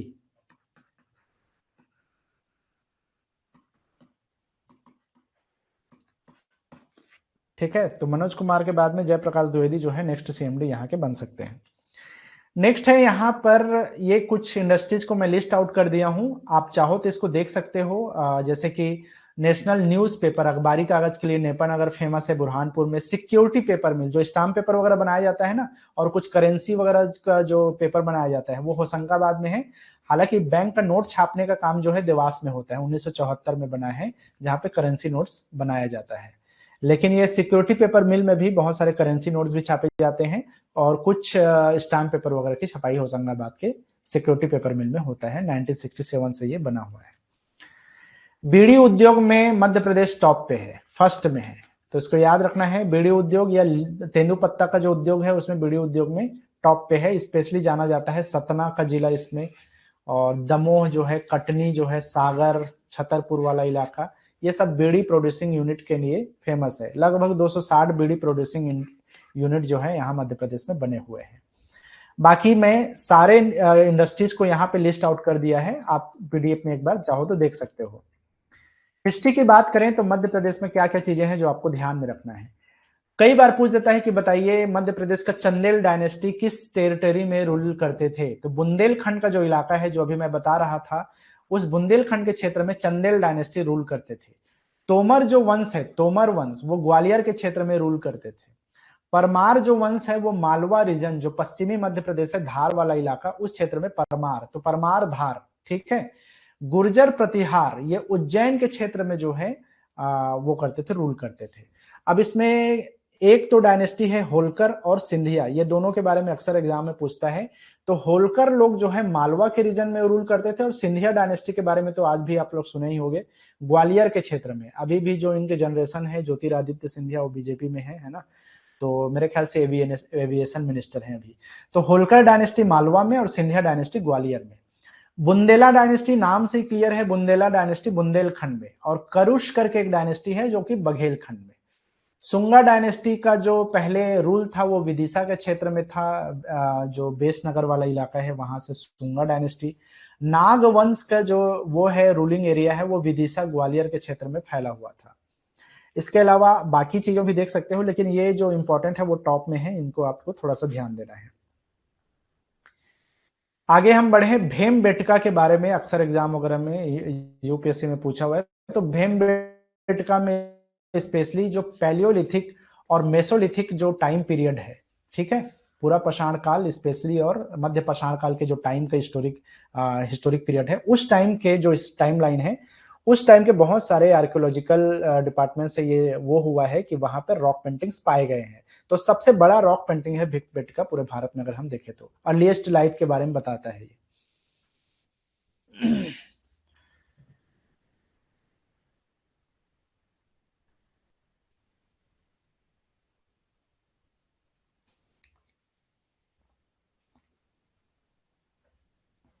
ठीक है। अच्छा, भीमबेटकर के बारे में अगर बाई चांस आपसे पूछ दे कि कौन से जिले में है, तो रायसेन जिले में है ये। ठीक है, कहाँ है? रायसेन जिले में। चलो, महाजनपद काल में जो 600 बीसी के टाइम में महाजनपद काल चलता था, उस टाइम में भारत अलग अलग 16 महाजनपदों में बैठा हुआ था। तो बाई चांस पूछे कि महाजनपद काल में मध्य प्रदेश में कितने महाजनपद आते थे, तो 2 महाजनपद। ठीक है, कौन कौन से महाजनपद? तो एक का नाम है चेदी महाजनपद, दूसरे का नाम है अवंती। तो यही 2 महाजनपद है जो मध्य प्रदेश के अंतर्गत आते थे, चेदी और अवंती महाजनपद। ठीक है, आज के डेट में ये जो चेदी महाजनपद है वो बुंदेलखंड का जो ईस्टर्न पार्ट है उस हिस्से में माना जाता है, और जो अवंती है वो वेस्टर्न और सेंट्रल मालवा रीजन को माना जाता है, जहां से बेतवा नदी गुजरती है। ठीक है, उज्जैनी वाला जो क्षेत्र है वो अवंती माना जाता है। ठीक, आगे हम देखें तो मौर्य एरा में जो है मध्य प्रदेश में अशोक का जो है प्रभाव रहा है, जो जिनको महेंद्र के नाम से भी जाना जाता था, संघमित्रा के नाम से जाना जाता था।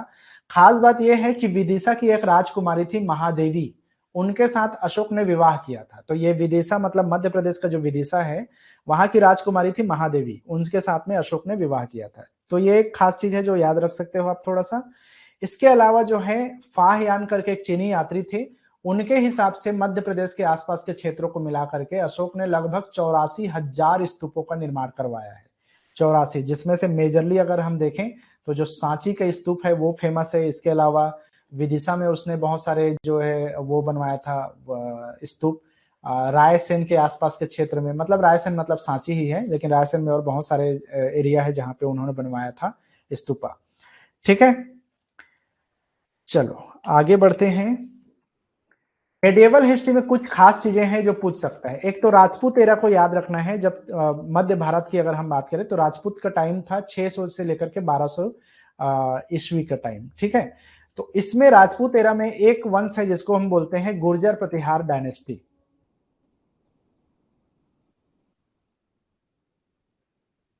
तो गुर्जर प्रतिहार डायनेस्टी में क्या याद रख सकते हो आप कि ये मालवा के क्षेत्र में गुर्जर लोग निवास करते थे, रूल करते थे। इनका जो राजधानी था गुर्जर लोग का वो था उज्जैन, कन्नौज का इलाका। ठीक है, तो ये हरिश्चंद्र करके राजा थे, उन्होंने गुर्जर प्रतिहार डायनेस्टी का नींव रखा था, फाउंडेशन रखा था। ठीक है, उसी के बाद में इस क्षेत्र में गुर्जर प्रतिहार का जो है वो वर्चस्व हुआ। नेक्स्ट है गुर्जर प्रतिहार के बहुत सारे फेमस राजा थे, जैसे नागभट्ट वन इसके पहले राजा माने जाते हैं। वत्सराज, नागभट्ट द्वितीय, मिहिर भोज, एक नाम है मिहिर भोज, और महेंद्र पाल हो गया, लास्ट किंग थे इसके यशपाल।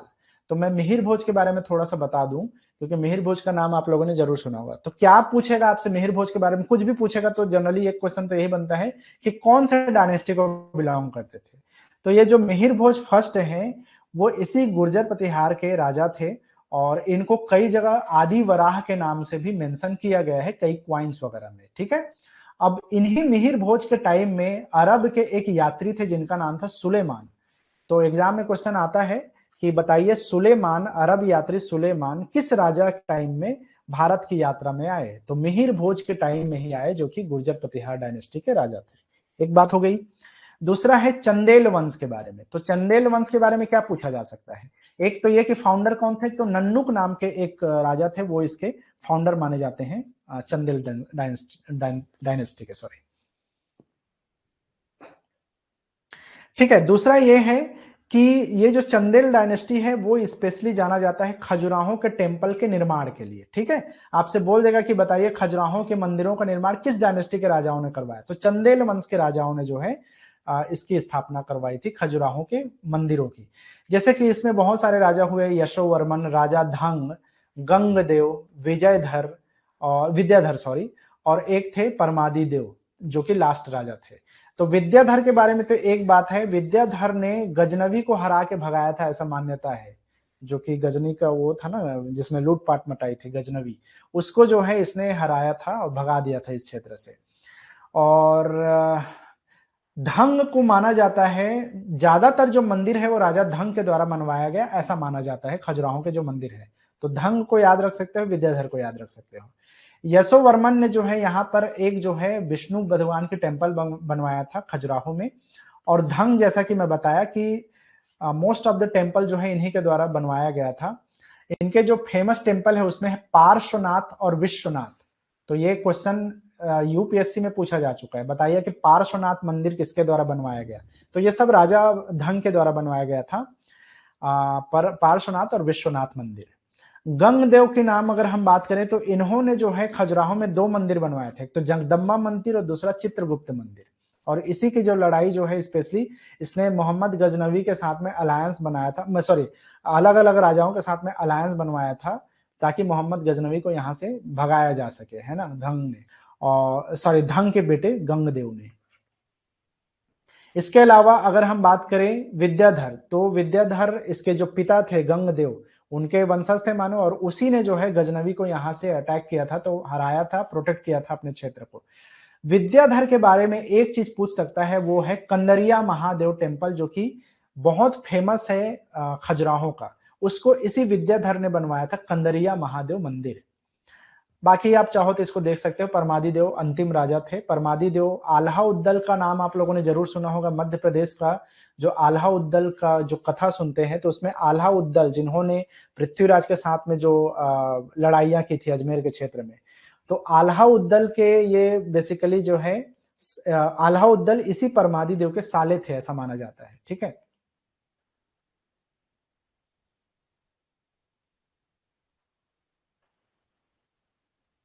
मिहिर भोज के टाइम में अरब के एक यात्री थे सुलेमान, वो ये इस क्षेत्र में आए थे। मिहिर भोज फर्स्ट के टाइम में भारत की यात्रा किए थे सुलेमान। उसके बाद में है परमार डायनेस्टी। अब देखो, परमार डायनेस्टी धार के क्षेत्र में जो है रूल करते थे। इसके जो प्रमुख राजा है उसमें से एक राजा है मुंज, एक का नाम है सिंधु राजा बोला जाता है या सियूक बोला जाता है, और सबसे फेमस जो नाम है वो है राजा भोज। ठीक है, राजा भोज, कहाँ राजा भोज कहाँ गंगू तेली, ये कहावत आप लोगों ने सुना होगा। तो बेसिकली राजा भोज जो है इसी परमार डायनेस्टी के राजा थे, जो कि धार के क्षेत्र में जाने जाते हैं। ठीक है, और इसीलिए धार को सिटी ऑफ भोज कहा जाता है। सो इनको बोला जाता है द ग्रेटेस्ट परमार, सबसे महान जो है परमार वंश के राजा माना जाता है राजा भोज को। इसने भोज ताल बनवाया भोपाल नगरी में, है ना, भोपाल में। भोजपुर बनवाया, वहां पे एक शिवलिंग बनवाया था भोजपुर में। इसके अलावा सरस्वती मंदिर बनवाया था धार में। कई संस्कृत स्कूल इसने खोजे हैं, क्योंकि बहुत विद्वान माने जाते हैं। कलम और तलवार के बराबर इनमें जो है टैलेंट था, मतलब कि जितने बहादुर थे उतने ही ज्ञानी थे, इसीलिए इनको rich in pen and sword माना जाता है।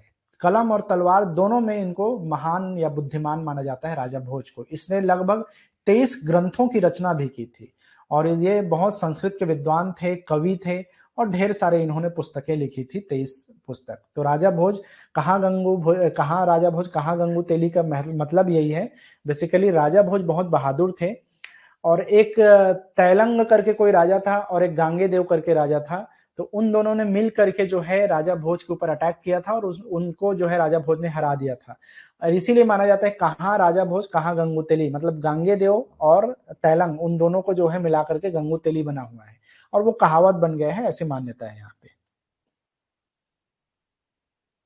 डेप्थ नहीं है दोस्त, यहाँ पे वन लाइनर है, इसमें डेप्थ कुछ नहीं है। मैं बस कहानी बता दे रहा हूँ ताकि थोड़ा बहुत भी याद रहे ना, और बाई चांस क्वेश्चन बन जाए तो आपको याद नहीं करना है, आपको रट्टा कुछ नहीं मानना है। बस मैं जो बता रहा हूँ उसको थोड़ा सुन लो, ताकि एग्जाम में बाई चांस है तो कोई आइडिया तो रहे आपके पास। और कुछ नहीं है इसमें, डीप में जाने की जरूरत ही नहीं है। मैं थोड़ा थोड़ा ओवरव्यू दे रहा हूँ ताकि एक पूरा रिवाइज हो जाए मध्य प्रदेश जीके का आप लोग का। ठीक है, कोक्कल जो है कलचुरी के जो है वो थे फाउंडर थे। और इसके अलावा कोई बात आपको याद रखना है कोक्कल सॉरी कलचुरी डायनेस्टी में, तो कोक्कल जो है फर्स्ट इसके पहले राजा माने जाते हैं, एक चीज ये याद रख लेना। और ये जो गांगे देव अभी मैं बोल रहा था ना, जिसने राजा भोज पे अटैक किया था, वो यही गांगे देव है जो कि कलचुरी डायनेस्टी के राजा थे, और यहीं से गंगू तेली वाला जो वो है मुहावरा है वो बन चुका था।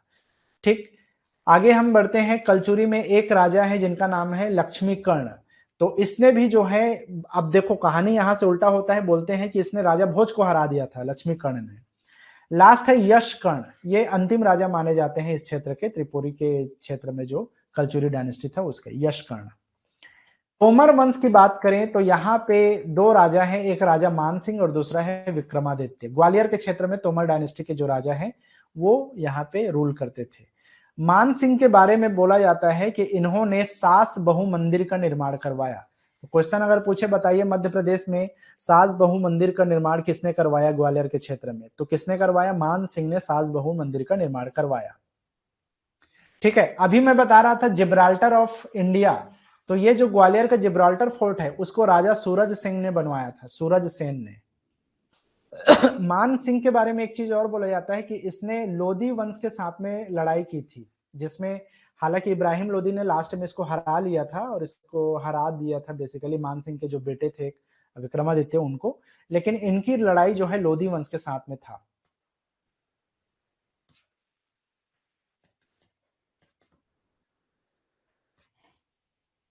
बघेल बुंदेल डायनेस्टी की बात करें, अच्छा उसको छोड़ दो, उसको भी लास्ट में बताऊंगा मैं। Medieval history of Mughal period, तो एक तो नाम याद रखना है क्वीन दुर्गावती का, रानी दुर्गावती को स्पेशली जाना जाता है, अकबर के अगेंस्ट इन्होंने लड़ाई लड़ी थी मुगल पीरियड में। ठीक है, तो गोंड राजकुमारी थी, गोंडवाना क्षेत्र की जो है रानी थी क्वीन दुर्गावती। इन्होंने मुगल आर्मी के साथ में अपने जो बच्चा है वीर नारायण सिंह, उनको उसके गार्जियन के तौर पे ये रानी बनी थी और उसको प्रोटेक्ट करने के लिए इन्होंने लड़ाई लड़ी अकबर के सेना के साथ में, और शहादत हासिल हुआ था क्वीन दुर्गावती को। तो याद रखना है गोंड रानी थी ये, रानी दुर्गावती, गोंडवाना क्षेत्र की। एक यहाँ पे बुंदेलखंड के क्षेत्र में एक रिवॉल्ट हुआ था, विद्रोह हुआ था, जिसको बोला जाता है चंपत राय का विद्रोह। आपसे पूछ सकते हैं बताइए कि चंपत राय का विद्रोह किसके अगेंस्ट हुआ, तो ये औरंगजेब के अगेंस्ट हुआ था चंपत राय का विद्रोह।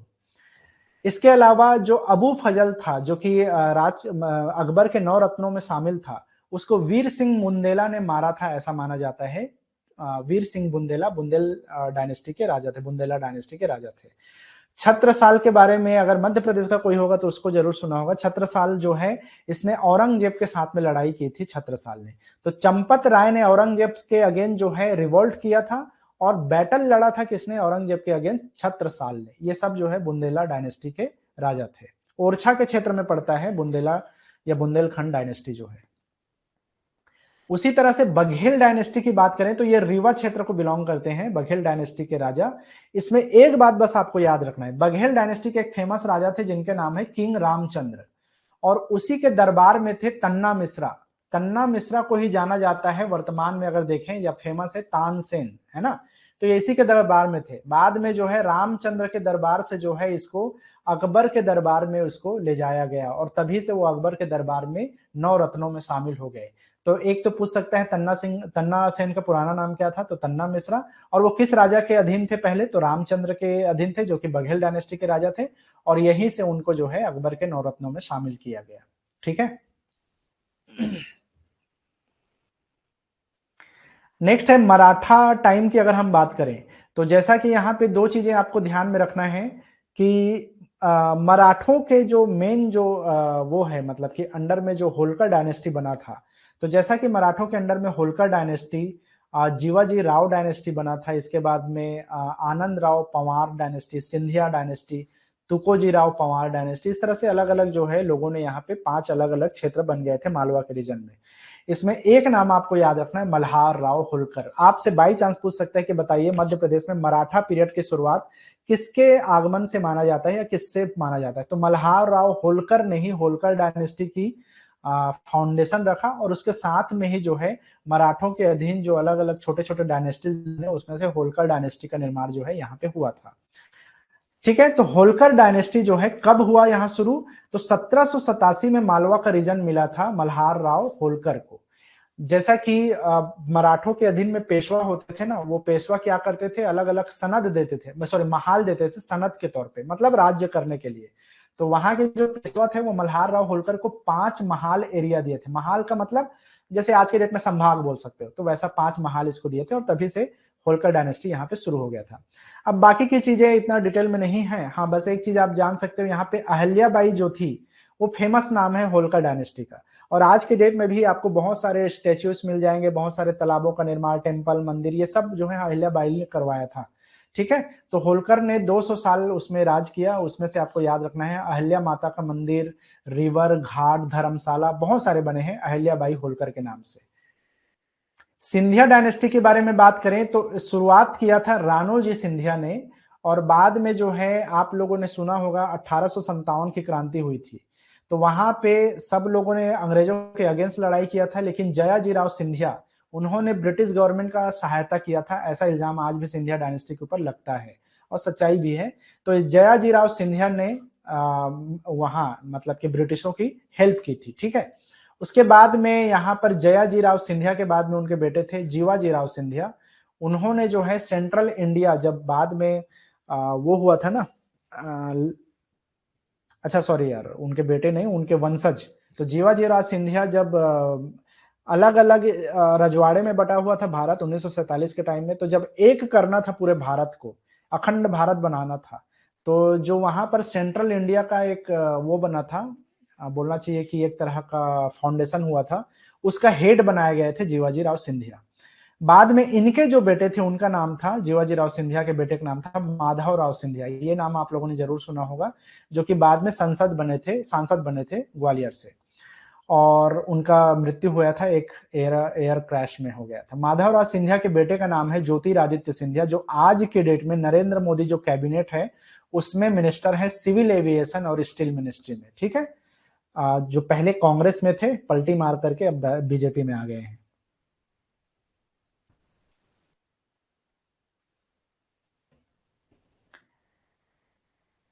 मॉडर्न हिस्ट्री में कुछ चीज याद रखना है आपको। 1857 की जो क्रांति हुई थी, तो ये जीके में पूछता है कि कौन से क्षेत्र से किसने लीड किया था। तो इसमें सारा नाम तो नहीं, कुछ नाम आपको याद रखना है, ठीक है। रानी लक्ष्मीबाई का नाम अक्सर आप लोगों ने सुना ही होगा। तो रानी लक्ष्मीबाई ने कल्पी का जो क्षेत्र है, झांसी कल्पी, वहां लीड किया था और अंग्रेजों से युद्ध किया था, ठीक है। एक नाम है आपको याद रखना है, तात्या टोपे। तात्या टोपे ने झांसी और ग्वालियर का जो क्षेत्र है और कानपुर का जो क्षेत्र है, इन क्षेत्रों को लीड किया था तात्या टोपे ने। और भीमा नायक ने जो है मंडलेश्वर का जो क्षेत्र है, वहां भीमा नायक ने जो है लीड किया था 1857 की क्रांति में। रानी अवंती बाई ने रामगढ़ के क्षेत्र को लीड किया। झांसी के क्षेत्र में झलकारी बाई, जो कि माना जाता है कि रानी लक्ष्मीबाई से मिलता जुलता उनका रूप था, तो लक्ष्मीबाई की सहायिका थी झलकारी बाई, उन्होंने भी झांसी के क्षेत्र में लीड किया। गिरधारी बाई जो कि अवंती बाई, ये जो रानी रामगढ़ की रानी थी ना अवंती बाई, उनकी सहायिका थी, तो गिरधारी बाई ने भी रामगढ़ के क्षेत्र में लीड किया था। तो ये कुछ नाम आपको यहां से याद रखना है। एक टांटिया भील का नाम भी आप याद रख सकते हो। तो टांटिया भील ने निमार के क्षेत्र में जो है लीडरशिप निभाई थी 1857 की क्रांति में। मॉडर्न हिस्ट्री में बुंदेला रिबेलियन की बात करें तो 1842 में बुंदेला रिबेलियन हुआ था। और बुंदेला रिबेलियन में आपको एक नाम आपको याद रखना है, मधुकर शाह का। ये बेसिकली जो है रजवाड़ों के बीच का लड़ाई था, मतलब रजवाड़ों को अगेंस्ट लड़ाई था, अंग्रेजों के अगेंस्ट लड़ाई था, जो कि ठाकुर जो थे उनकी लड़ाई थी। तो यहाँ मधुकर शाह के बारे में आपको याद रखना है। इनको जो है शहर के बीचों बीच फांसी दे दी गई थी, मधुकर शाह। और आज भी बुंदेलखंड के बहुत सारे जो फोक टेल्स होता है ना, पारंपरिक जो गीत वगैरह और कहानियां जो होती है, उसमें इसकी कहानियां चलती हैं मधुकर शाह की। तो ये मधुकर शाह किससे रिलेटेड है? तो ये बुंदेला रिबेलियन 1842 से रिलेटेड है। स्लॉटर हाउस मूवमेंट 1920 में हुआ था। स्लॉटर हाउस मूवमेंट, तो पूछ सकता है बताइए स्लॉटर हाउस मूवमेंट की लीडरशिप किसके पास थी? तो माखन लाल चतुर्वेदी की अगुवाई में स्लॉटर हाउस मूवमेंट शुरू किया गया था। बेसिकली ये जो स्लॉटर हाउस मूवमेंट है वो अंग्रेजों के अगेंस्ट था, क्योंकि ये रतौना करके एक जगह है सागर में, है ना, रतौना। यहाँ पर उन्होंने स्लॉटर हाउस खुलवाया था अंग्रेजों ने, जहां पे गायों और बैलों की कटाई की जाती थी, मतलब उनका हत्या किया जाता था उनके मांस को बेचने के लिए। तो उसी के अगेंस्ट में ये लड़ाई लड़ी गई थी, एक तरह का आंदोलन किया गया था माखन लाल चतुर्वेदी की अगुवाई में। तो ये रतौना सागर 1920 में हुआ था। पंजाब मेल मैसेकर, तो Punjab Mail massacre basically Punjab Mail में हुआ था, जाहिर सी बात है, नाम है। लेकिन ये हुआ कहां था? खंडवा रेलवे स्टेशन में। तो वहां पर एक अंग्रेज अधिकारी था हेक्सल, उसकी हत्या कर दी गई थी देवनारायण तिवारी और दलपत राव के द्वारा। और ये 1931 की घटना है। तो बस आपको याद रखना है पंजाब मेल मैसेकर 1931 में हुआ था। और ये कहां हुआ था? तो खंडवा रेलवे स्टेशन में हुआ था। अंग्रेजों की जो है वहां पे हत्या की गई थी और वहां पे लूटपाट किया गया था क्रांतिकारियों के द्वारा। हालांकि बाद में इन सभी को जो है काला पानी की सजा दी गई थी और कई लोग को जो है फांसी दे दी गई थी, जैसे यशवंत सिंह को, देवनारायण तिवारी को, इनको फांसी पे लटका दिया गया था। दलपत राव को काला पानी की सजा दी गई थी क्योंकि बाद में पकड़े गए थे वो। नमक सत्याग्रह की बात करें तो एक दो नाम याद रखना है, सेठ गोविंद दास और द्वारिका प्रसाद मिश्र। इन्होंने जो है जब भारत में गांधी जी की अगुवाई में नमक सत्याग्रह चल रहा था, तो यहाँ मध्य प्रदेश में लीडरशिप किसके पास था? सेठ गोविंद दास और द्वारका प्रसाद मिश्र के पास। चरण पादुका मासेकर, तो चरण पादुका मासेकर में जो है 1931 की घटना है ये, जब यहाँ पे बहुत सारे लोगों का एक वो था। आपको बस याद रखना है कि इसको मध्य प्रदेश का जलियांवाला बाग हत्याकांड बोला जाता है। जलियांवाला बाग हत्याकांड बहुत फेमस है, लेकिन आपको बाई चांस पूछे कि मध्य प्रदेश का जलियांवाला बाग हत्याकांड किसको बोला जाता है, तो इसको चरण पादुका मैसेकर को जो है जलियांवाला बाग मैसेकर ऑफ मध्य प्रदेश कहा जाता है, क्योंकि यहाँ की कहानी भी लगभग वैसा ही है। जैसे वहां बैसाखी के टाइम में सब लोग इकट्ठा हुए थे जलियांवाला बाग में, और वहां पे अंधाधुंध गोलियां चलाई गई थी। यहाँ पर क्या था, मकर संक्रांति के दिन 14 जनवरी 1931 के दिन सब लोग इकट्ठा हुए थे और शांतिपूर्ण एक मिलन समारोह था, मीटिंग था, समझो पब्लिक मीटिंग था। लेकिन अंग्रेजों ने यहाँ पे, जो कि कर्नल फिशर नाम था उसका, उसने फायरिंग का ऑर्डर दे दिया था और बहुत सारे लोग यहाँ पे मारे गए थे। तो इसको चरण पादुका मासकर को मध्य प्रदेश का जो है जलियांवाला बाग हत्याकांड कहा जाता है। इसके अलावा है मैसेकर ऑफ सोहावल।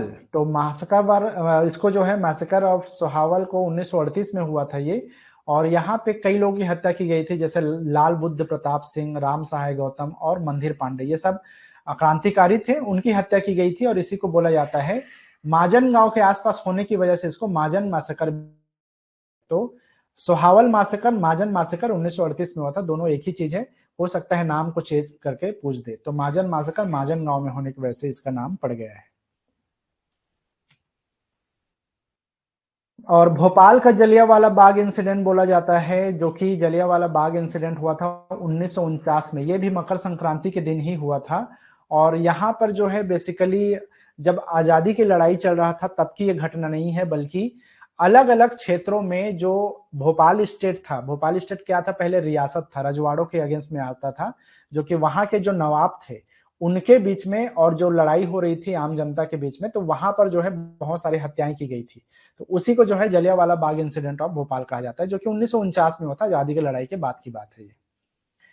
मध्य प्रदेश के आर्ट एंड कल्चर से क्या चीजें आपको ध्यान में रखना है, यहाँ के मेन ट्राइब्स के बारे में। सबसे पहले बात करें यहाँ पे, तो देखो यहाँ पे अलग अलग 46 टाइप के वो पाए जाते हैं, 46 टाइप के ट्राइब्स पाए जाते हैं, जिसमें से 3 ऐसे ट्राइब हैं जो कि पीवीटीजी के अंतर्गत आता है। अब पीवीटीजी बोलने का मतलब है particularly vulnerable tribal groups, PVTG बोला जाता है, मतलब जो विशिष्ट पिछड़ी जनजाति इनको बोला जाता है। तो मेजर ट्राइब में भील है, गोंड है, बैगा है, कोल है, मारिया है, सहारिया है, सौर है, पैनका है, अगरिया है, खैरवार है। ये सब मेजर ट्राइब्स हैं। इसमें से बैगा, सहारिया और भारिया, ये 3 ऐसे जनजाति हैं जो बहुत पिछड़ी जनजाति के नाम से जाना जाता है, बैगा, सहारिया और भारिया जनजाति। तो बाई चांस पूछे कि कितने टोटल ट्राइब्स हैं पीवीटीजी में, तो 3 जनजातियां हैं, बैगा, सहारिया और भारिया। चलो मोस्ट पॉपुलस ट्राइब की बात करें तो भील जनजाति है, जो कि यहाँ की सबसे बड़ी जनजाति है, जो लगभग 37% हिस्सेदारी है एसटी पॉपुलेशन में भील जनजाति की। ठीक है, इसके अलावा जो कोल जनजाति है, कोरकू है, सहारिया है और बैगा है।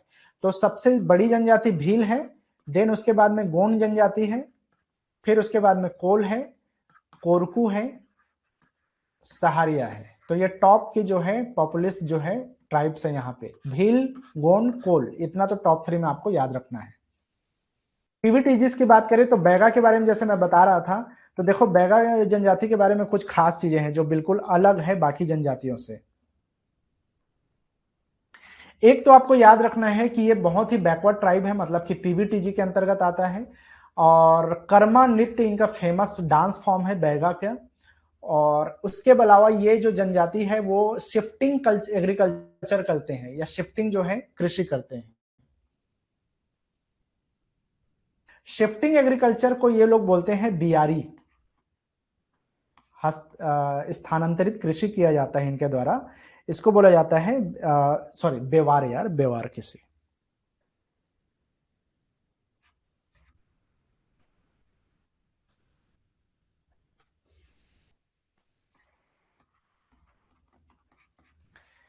ठीक है, अब इनको खास बात यह है कि इनको बोला जाता है मेडिसिन मैन ऑफ गोंड्स, मतलब ओझा का काम करते थे ये, और इनको मेडिसिन का बहुत नॉलेज था, इसलिए बैगा जनजाति को बोला जाता है मेडिसिन मैन ऑफ गोंड्स। ये छत्तीसगढ़ वाले सेक्शन में भी काम आएगा आपके। ठीक है, वहां भी बैगा जनजाति को मेडिसिन मैन ऑफ गोंड्स कहा जाता है, गोंड जनजाति का।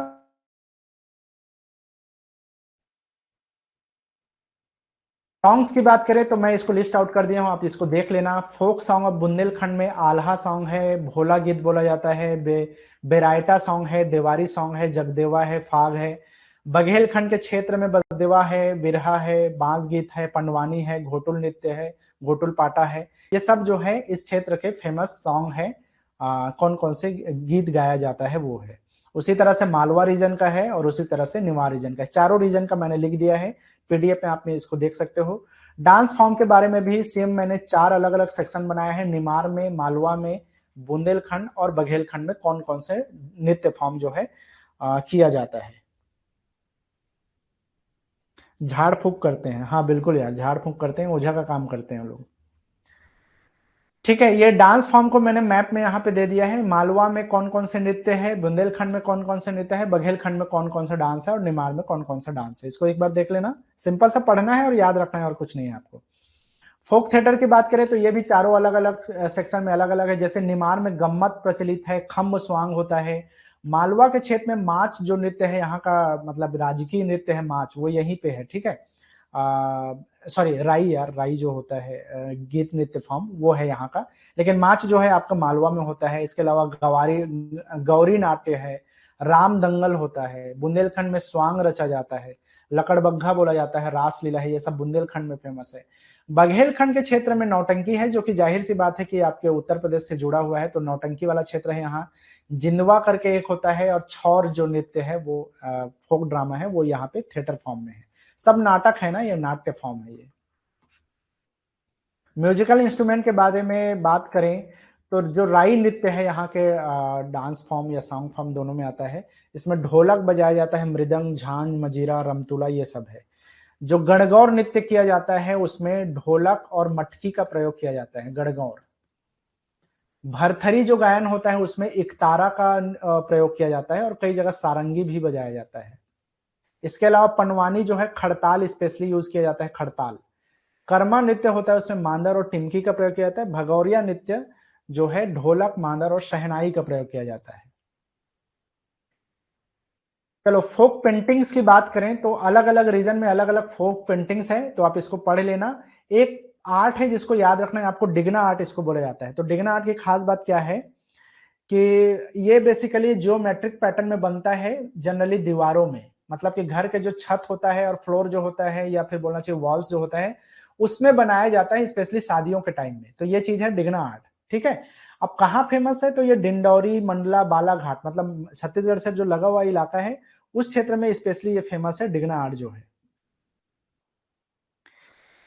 डिगना जो पेंटिंग है उसके लिए specially Devkul of the Gond Pradhan community, मतलब कि जो देवकुल कम्युनिटी है ना वो स्पेशली फेमस है डिगना आर्ट के लिए। इसमें एक नाम है दुर्गा बाई ब्याम, जिनको 2022 में इसके लिए पद्मश्री से नवाजा भी गया। ये फेमस डिगना आर्टिस्ट हैं दुर्गा बाई ब्याम। गोंड पेंटिंग में बहुत सारे नाम है, जैसे नर्मदा सोनसाई का नाम है, आप याद रख सकते हो, गोंड पेंटिंग के लिए फेमस है। इसके अलावा आनंद सोम, आनंद सिंह श्याम और उनकी वाइफ है कलावती गोंड, ये दोनों जो है गोंड पेंटिंग्स के लिए जाने जाते हैं। जनगढ़ सिंह श्याम जो है बहुत फेमस नाम है गोंड पेंटिंग्स के लिए। तो नर्मदा सोनसाई, आनंद श्याम और कलावती गोंड, जनगढ़ सिंह श्याम, ये सब गोंड पेंटिंग्स के लिए जाने जाते हैं।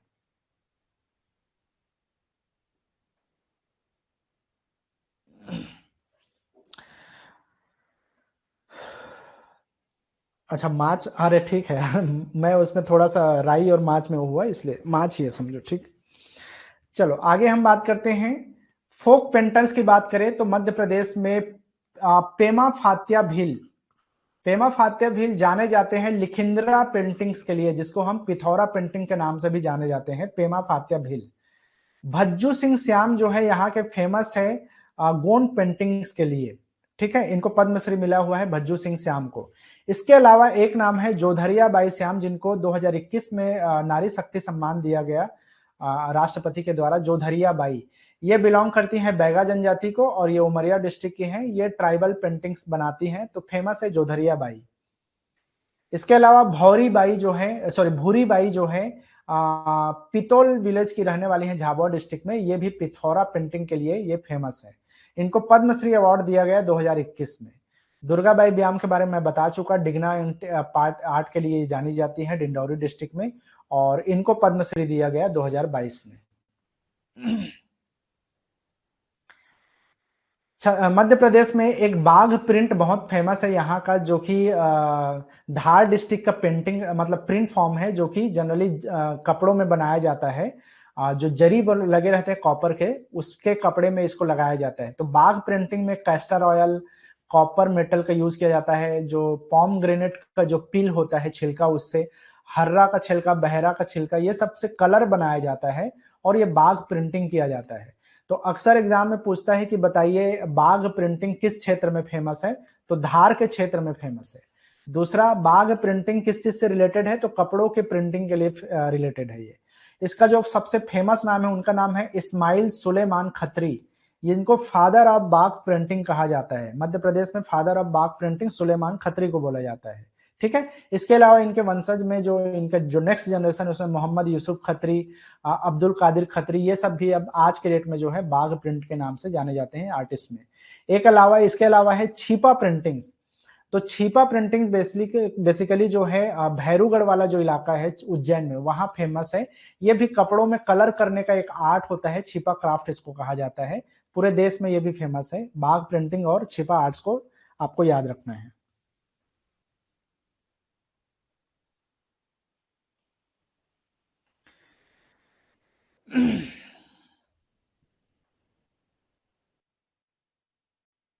चलो, बाकी जो है मैं ये पीडीएफ में आपको जितने भी यहाँ के फेस्टिवल्स है उसको मैंने ये लिस्ट आउट कर दिया है, तो इसको आप देख लेना एक बार। गणगौर, निरता, नवान्न कहाँ मनाया जाता है वो जनरली पूछता है कि कौन से रीजन में मनाया जाता है कौन सा फेस्टिवल, तो ये एक चीज देख लेना। और अगर हम यहाँ की बोली की बात करें तो कौन कौन से इलाके में कौन कौन सी बोली बोली जाती है, ये भी मैंने यहाँ पे लिख दिया है।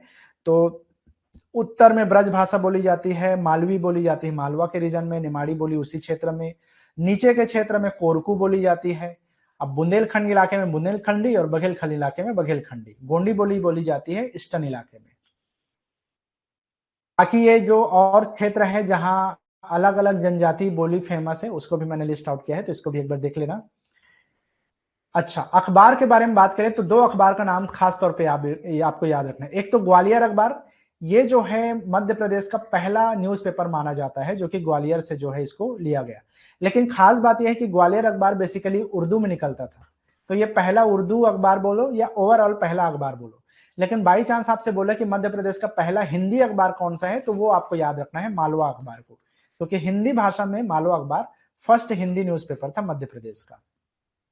इसके अलावा चौमासा पत्रिका है, जो कि बेसिकली ट्राइबल्स के लिए निकाला गया था, वहां के कल्चरल को बढ़ावा देने के लिए। फर्ज जो है पहला जो है यहाँ का मध्य प्रदेश का सिंधी अखबार माना जाता है।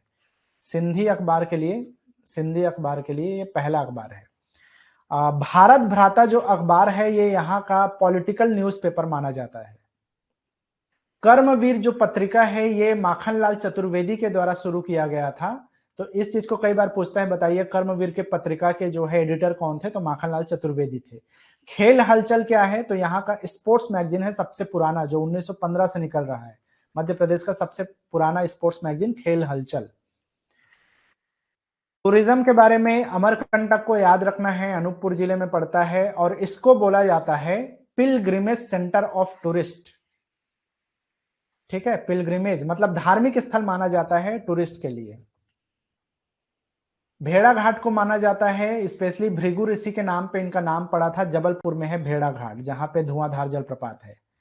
ओमकारेश्वर स्पेशली जाना जाता है यहाँ का, देखो ओमकारेश्वर एक मेन जगह है जहां पे एक सीक्रेट सिटी का दर्जा दिया गया है ओमकारेश्वर को।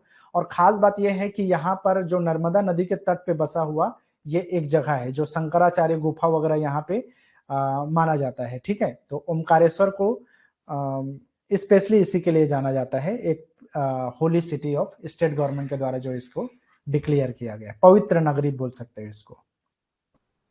महेश्वर भी इसी से रिलेटेड नाम है, रिलीजियस सिटी के नाम से।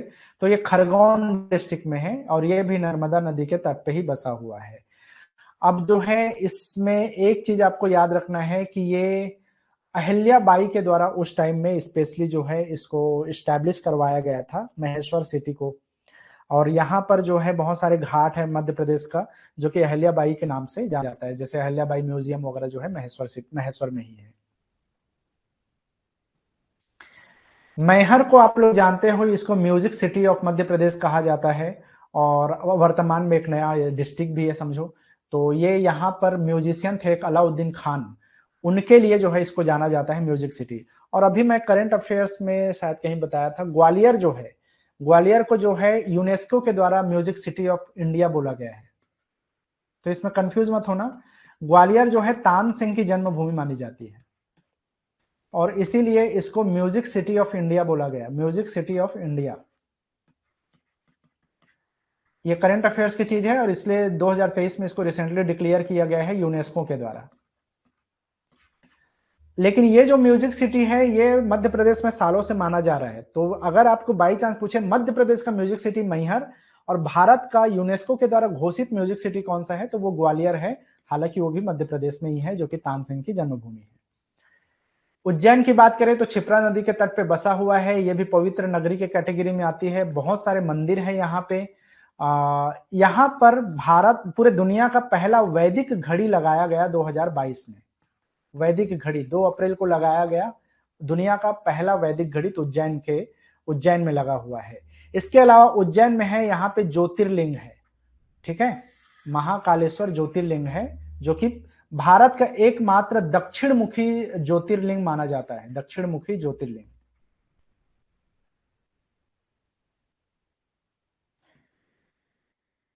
चलो सांची की बात करें तो सांची जो है रायसेन में है, और यहाँ पे लार्जेस्ट स्तूप है मध्य प्रदेश और इंडिया का सबसे बड़ा स्तूप है, जिसको अशोक ने बनवाया था। बुद्धिस्ट टूरिस्ट प्लेस बोला जाता है इसको, और बुद्धिज्म के लिए होली प्लेस माना जाता है सांची को। यूनेस्को ने इसको वर्ल्ड हेरिटेज सेंटर में 1989 को इसको शामिल किया था। इसके अलावा अभी की बात करें तो इसको ग्रीन सिटी और सोलर सिटी के रूप में जो है इसको मार्क किया गया है या प्रपोज किया गया है मध्य प्रदेश के। तो अगर आपको पूछे कि बताइए कि भारत का पहला जो है सोलर सिटी कहाँ है, तो वो सांची में ही है, रायसेन में, ठीक है। और इसको ग्रीन सिटी के नाम से भी जाना जाता है। खजुराहो का नाम छतरपुर डिस्ट्रिक्ट में आता है, आप लोगों को पहले ही बता चुका हूं, चंदेला रूलर्स के द्वारा जो है इसको बनवाया गया। इसमें बहुत सारे मंदिरें हैं, इसको भी यूनेस्को में शामिल किया गया है, और बल्कि पहला जो यूनेस्को में शामिल किया गया उसमें से एक नाम खजुराहो का भी है, ठीक है। मोरक्कन जो ट्रैवल है इब्न बतूता, जैसे सुलेमान जो आया था आपके क्या नाम बोल रहा था यार, सुलेमान जो है मिहिर भोज के टाइम में आया था ना, अरब यात्री, उसी तरह से मोरक्को के जो यात्री थे, मोरक्को, इब्न बतूता इसका नाम था, इब्न बतूता। तो इब्न बतूता जो है खजुराहो में आया था, और खजुराहो के बारे में उसके बहुत सारे टेक्स्ट में लिखा गया है, ऐसा माना जाता है। तो इब्न बतूता ने खजुराहो का यात्रा किया था, ठीक है। तो ये सारे चीजें हैं, आपको इतना याद रखना है। काफी टाइम हो गया, ओवरऑल आप लोग का जितना भी होना था ये हो चुका, जितना आप लोग कर चुके। बाकी चीजों को आप एक बार पीडीएफ को चाहो तो देख सकते हो, एग्जाम से पहले थोड़ा सा नया चीज कुछ नहीं पढ़ना है, बस रिवीजन के हिसाब से। अगर बिल्कुल नहीं पढ़ोगे तब तो नया ही लगेगा, लेकिन अगर देख लेना कुछ काम आ जाए, एक आध क्वेश्चन 2 क्वेश्चन भी यहाँ से बन जाता है तो बहुत है, आपके लिए बहुत हेल्पफुल होगा। क्योंकि ज्यादातर जो लोग बाकी क्षेत्र से जो बाकी चीजों की जो तैयारी कर रहे होंगे, मैं गारंटी देता हूं कि सीजी और मध्य प्रदेश का वो लोग तैयारी नहीं करेंगे, क्योंकि स्कोप इतना ज्यादा है वहां क्वेश्चन पूछने का कि आपकी पूरा छत्तीसगढ़ का जीके और पूरा मध्य प्रदेश का जीके नहीं कर सकते, इम्पॉसिबल चीज था। और अगर करते तो सारा टाइम उसी में गुजर जाता है ना। तो जितना मैं पहले पढ़ाया था जीके छत्तीसगढ़ का, और जितना मध्य प्रदेश का पढ़ाया था, और अभी जितना मैंने करवाया पिछले 2-3 चीनों में, उसको थोड़ा देख लोगे तो कहीं ना कहीं तो आपके काम आएगा, एक आइडिया आपको जरूर मिलेगा, ठीक है। मैं उम्मीद करता हूं कि हेल्पफुल हो, और बाकी जो है आप अपने हिसाब से देखना। ऑल द बेस्ट एग्जाम के लिए। अब इसके बाद तो कोई क्लास नहीं होगी, और उम्मीद है कि आप लोग का एग्जाम सही से जाएगा, ठीक है। थोड़ा मेहनत करो, जितना भी बचा है टाइम उसमें यूटिलाइज करो। कल ही का टाइम है मेरे ख्याल से, तो देख लेना जितना देख सकते हो, ठीक है। ओके।